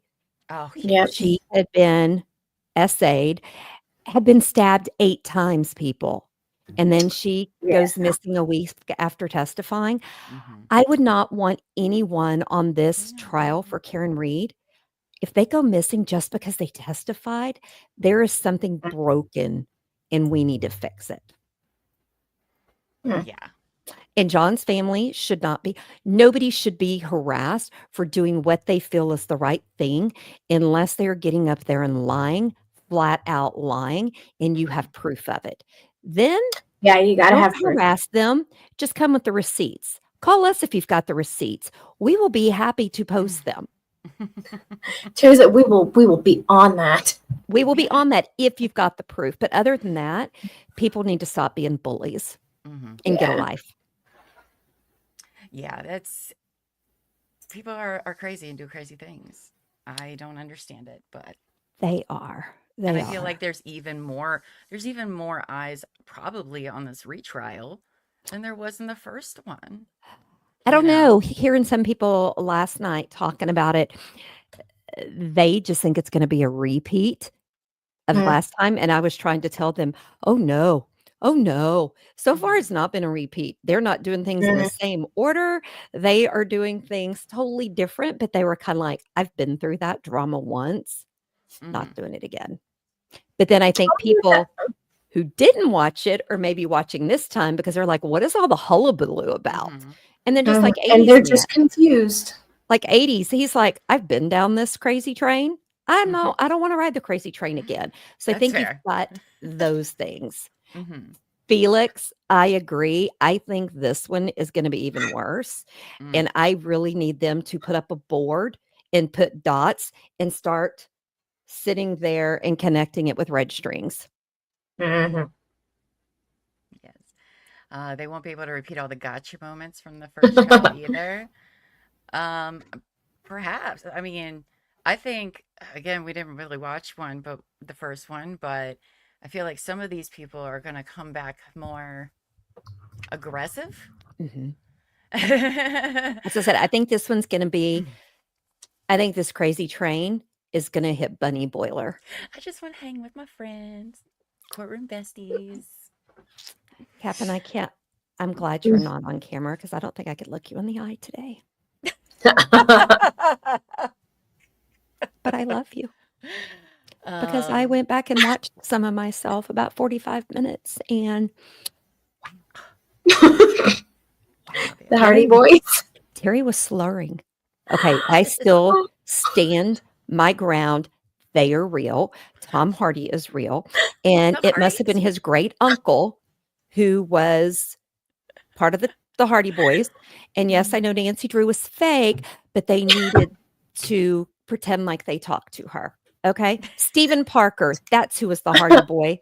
He was married to Parker Stevenson. Double H is yelling in the back room. Parker Stevenson. Yes. Any questions, Terry? Oh, I have so many questions. Leave Tom Hardy alone. Felix says, I mean, they already got you, Carrie. I mean, they did. They did.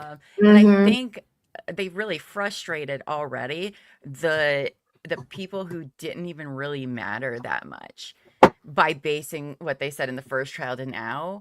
Like, they got everybody riled up so far. You're telling me that some of these other witnesses who are a pretty I'm big ready deal. for Jen because I still want to know why the prosecution is at the same time they are trying a defendant, they're trying to protect someone who's not a defendant. And I really do not understand that. So I need Jen on. Yes, Oh, you do, Polly, honey, Yes, you do. Polly, no, you do Listen, not Yes, need to Polly. go back and rewatch it. No, Polly. Do it, Polly Pie, and then text me your live updates. Yes. I want it. I want your play-by-play. Like Oh Anna my gives God. us. Please and thank you. But I think I'm going to just tell you that is the biggest thing. I hope at the end of this, I understand why they do it. Because what I got to thinking in my drunken state yesterday is maybe they think the defense is going to blame it on Jen as their alternative suspect. I mean, she's the only one who looked up has to die in cold. So is that why the prosecution is going above and beyond to try to let people know up front she's not a person of interest? Because maybe they think the defense is going to go that route because she is the one who did the search. Right. But she's not Annie? the person who they think killed them. Don't you dare. Right? I mean, I can't tell you what to do, but I thought they weren't able to bring up third-party suspects. So we were talking about this the other night. I feel like they can use a third-party defense, but they're not allowed to specifically name a person. Right. They can give all, my understanding, they can give all the innuendos. They can give you enough. Like they could say the girl with her hair up, wearing some kind of pebbles and bam bam thing with a black cord hanging from her ears. Yes, we were. Could be the person. So yeah, we I'm were pretty drunk sure that's as the fox at water. But you know what we didn't do? We didn't go drunk driving in a blizzard. We all were here and or kill somebody. Walked or crawled to our beds lately at night. But I mean, I just have to say, if there's that many police officers in Massachusetts drinking and driving when they are off, how do you ever, when you're on shift, arrest anyone for a DUI when you just did it the night before? Or that many police officers in one spot, right? In that one house, that one plot, we'll say, who left and didn't notice either the weird mound of dirt that shouldn't be there, or not dirt, snow, or the body in the snow, depending on how much snow there was, because we still don't know. We're not there yet. Right. But like the lack of vigilance, I mean, it's just astounding for a group of police officers. But I have to stop and think, when by the time we got off last night, if I had to walk out my front door to go to the car, would I notice a body laying in my yard in the state I was last night? I'm going to say yes, I still would have, because you notice something that's different that you just passed would a little imagine bit before. A large man, even covered in snow, like it snows there a lot. You've seen that land, that the topography. I can't think of the word, but you've seen it covered in snow or leaves or whatever before. But they didn't have like even if 10 you feet of haven't, snow, did they? Like- Wasn't it like a couple of inches? Yeah, Come So on. even a couple of inches wouldn't completely cover the body. No, you're still gonna have anyway. Okay. You're gonna have If to you're looking at the amount that looks to be on the ground when the ambulance is there and stuff, it only looks like maybe 3 inches, maybe. And, I mean, and that's depends on not if- going to cover an It's not. entire but there's going to be different depths and stuff. So I would love somebody to reenact that. Somebody get a man of about that size to lay in the yard, get fake snow or something and put it on them. And I want to see how many inches it would take to cover them up. Because if you think it just accumulates, it might accumulate here, but it's not getting on their sides. That's what I was wondering. Though, I mean, perhaps it is a blizzard, and blizzards, all that really means is wind. Okay. It means there's a Right. So they didn't have a high lot of, levels and of wouldn't that wind. have blown the snow? It would blow the snow everywhere, but maybe on It could have one covered side the of them, it could have sides. caused the drift, right? So Could have with caused the snow, it drift. does build up that way, but it could have built up the other way. We don't know. But A either way, it's person still going to be a mound that wasn't there. Right. Is exactly. Ugh. Exactly. Hmm. So I You don't got a know lot if to do to prove her guilt for me. yeah, I need to apologize if anybody watched Midday Missing. I did say we were having a show on Thursday. Oh, yeah. And I was wrong. We are doing it next Thursday. We're not doing it this week because JT flies on Friday here to Austin. So we're not having a show because we cannot be drinking. We cannot be on camera doing that stuff. We don't need to take any risk. We do not need to take any risk. There will be no alcohol consumption until Saturday. Yeah. They were So I just want to apologize because I gave y'all false information. For all those that were around last night and we were all drunk, when you went to bed, did you also Google "It's Raining Men" on YouTube to listen to at 2:30 in the morning like a weirdo? Like house long. Like, no. Can we talk about like that's the song she wants to rock out to at 2:30 in the morning? At 2:30 in the morning? No. It's Raining Men. Like, was her husband doing a dance or something? I was like, say, if I was with my girlfriend Cheryl or something, and when we get together, we'll play some of the old songs like MC Hammer, some Vanilla Ice. I could have seen playing it for us to dance to, but at the end of the night, why would I want to play It's Raining Men? And I think she was supposed to be in bed at that time too, like in her own home by that point, I think. I mean, like last night when we finished, I turned on Keith Morrison and stuck him in my ear. I won't tell you what I did. It's not appropriate. Did it involve bacon? No. Yes, Should Lady have, in though. Gray. No Yes. show on Thursday night. All my fault. So. Man, oh man. And we could make it happen, but I just do not think it's in the best. We've got too much to do for the show Saturday. Right. Well, look at that. We'll be ahead though. So that's great. So all I know is tomorrow, I got to figure out how to clear some of my day up. Clear some of your day up so you don't So I can wait for the keep trial. watching. Yeah, I do. I do think tomorrow's going to be a little spicy tomorrow morning. So. Oh, I think tomorrow morning is going to be, and I think that's why he wrapped up his cross and kept it short so that he could come out tomorrow and be spicy. I hope so. I need it. I won't be as hungover tomorrow, so that'll be good. But it would be nice. But on that note, I don't think there really is much more to talk about for today. I think we ended on a good note today. I wouldn't declare Who do you think anyone... won the day today? Nobody. I call it. I do. I call it.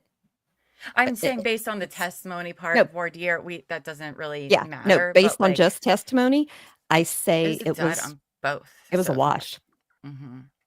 Yeah, I mean, I would have loved to have liked to have accepted his research, but oh, Felix, unacceptable behavior. That is I don't care if she is 18. That is unacceptable. And that resource officer, I hope, lost their job. If they didn't, could you send me a message over on the Discord? Tell me what school, and I will be more than happy to call and file a complaint. Oh, oh my goodness.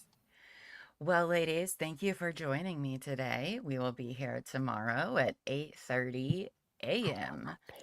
Eastern time. Terry will not be here in the morning anyway. But him and his wife got good. Good job, girl. Good. Good decision. She deserves better. She does. Ugh. No, thank you. Great job. I look forward to being able to listen tomorrow while I'm trying to do some work. I love that. Even though you'll just probably be in here ranting. You get Yeah, angry somehow. How dare they? All right. Well, thank you, ladies, for joining me. Thank you, everyone else, for being with us today while we watched Karen Read Day 5. And we'll see you all in the morning tomorrow. So bye. Yeah. Bye.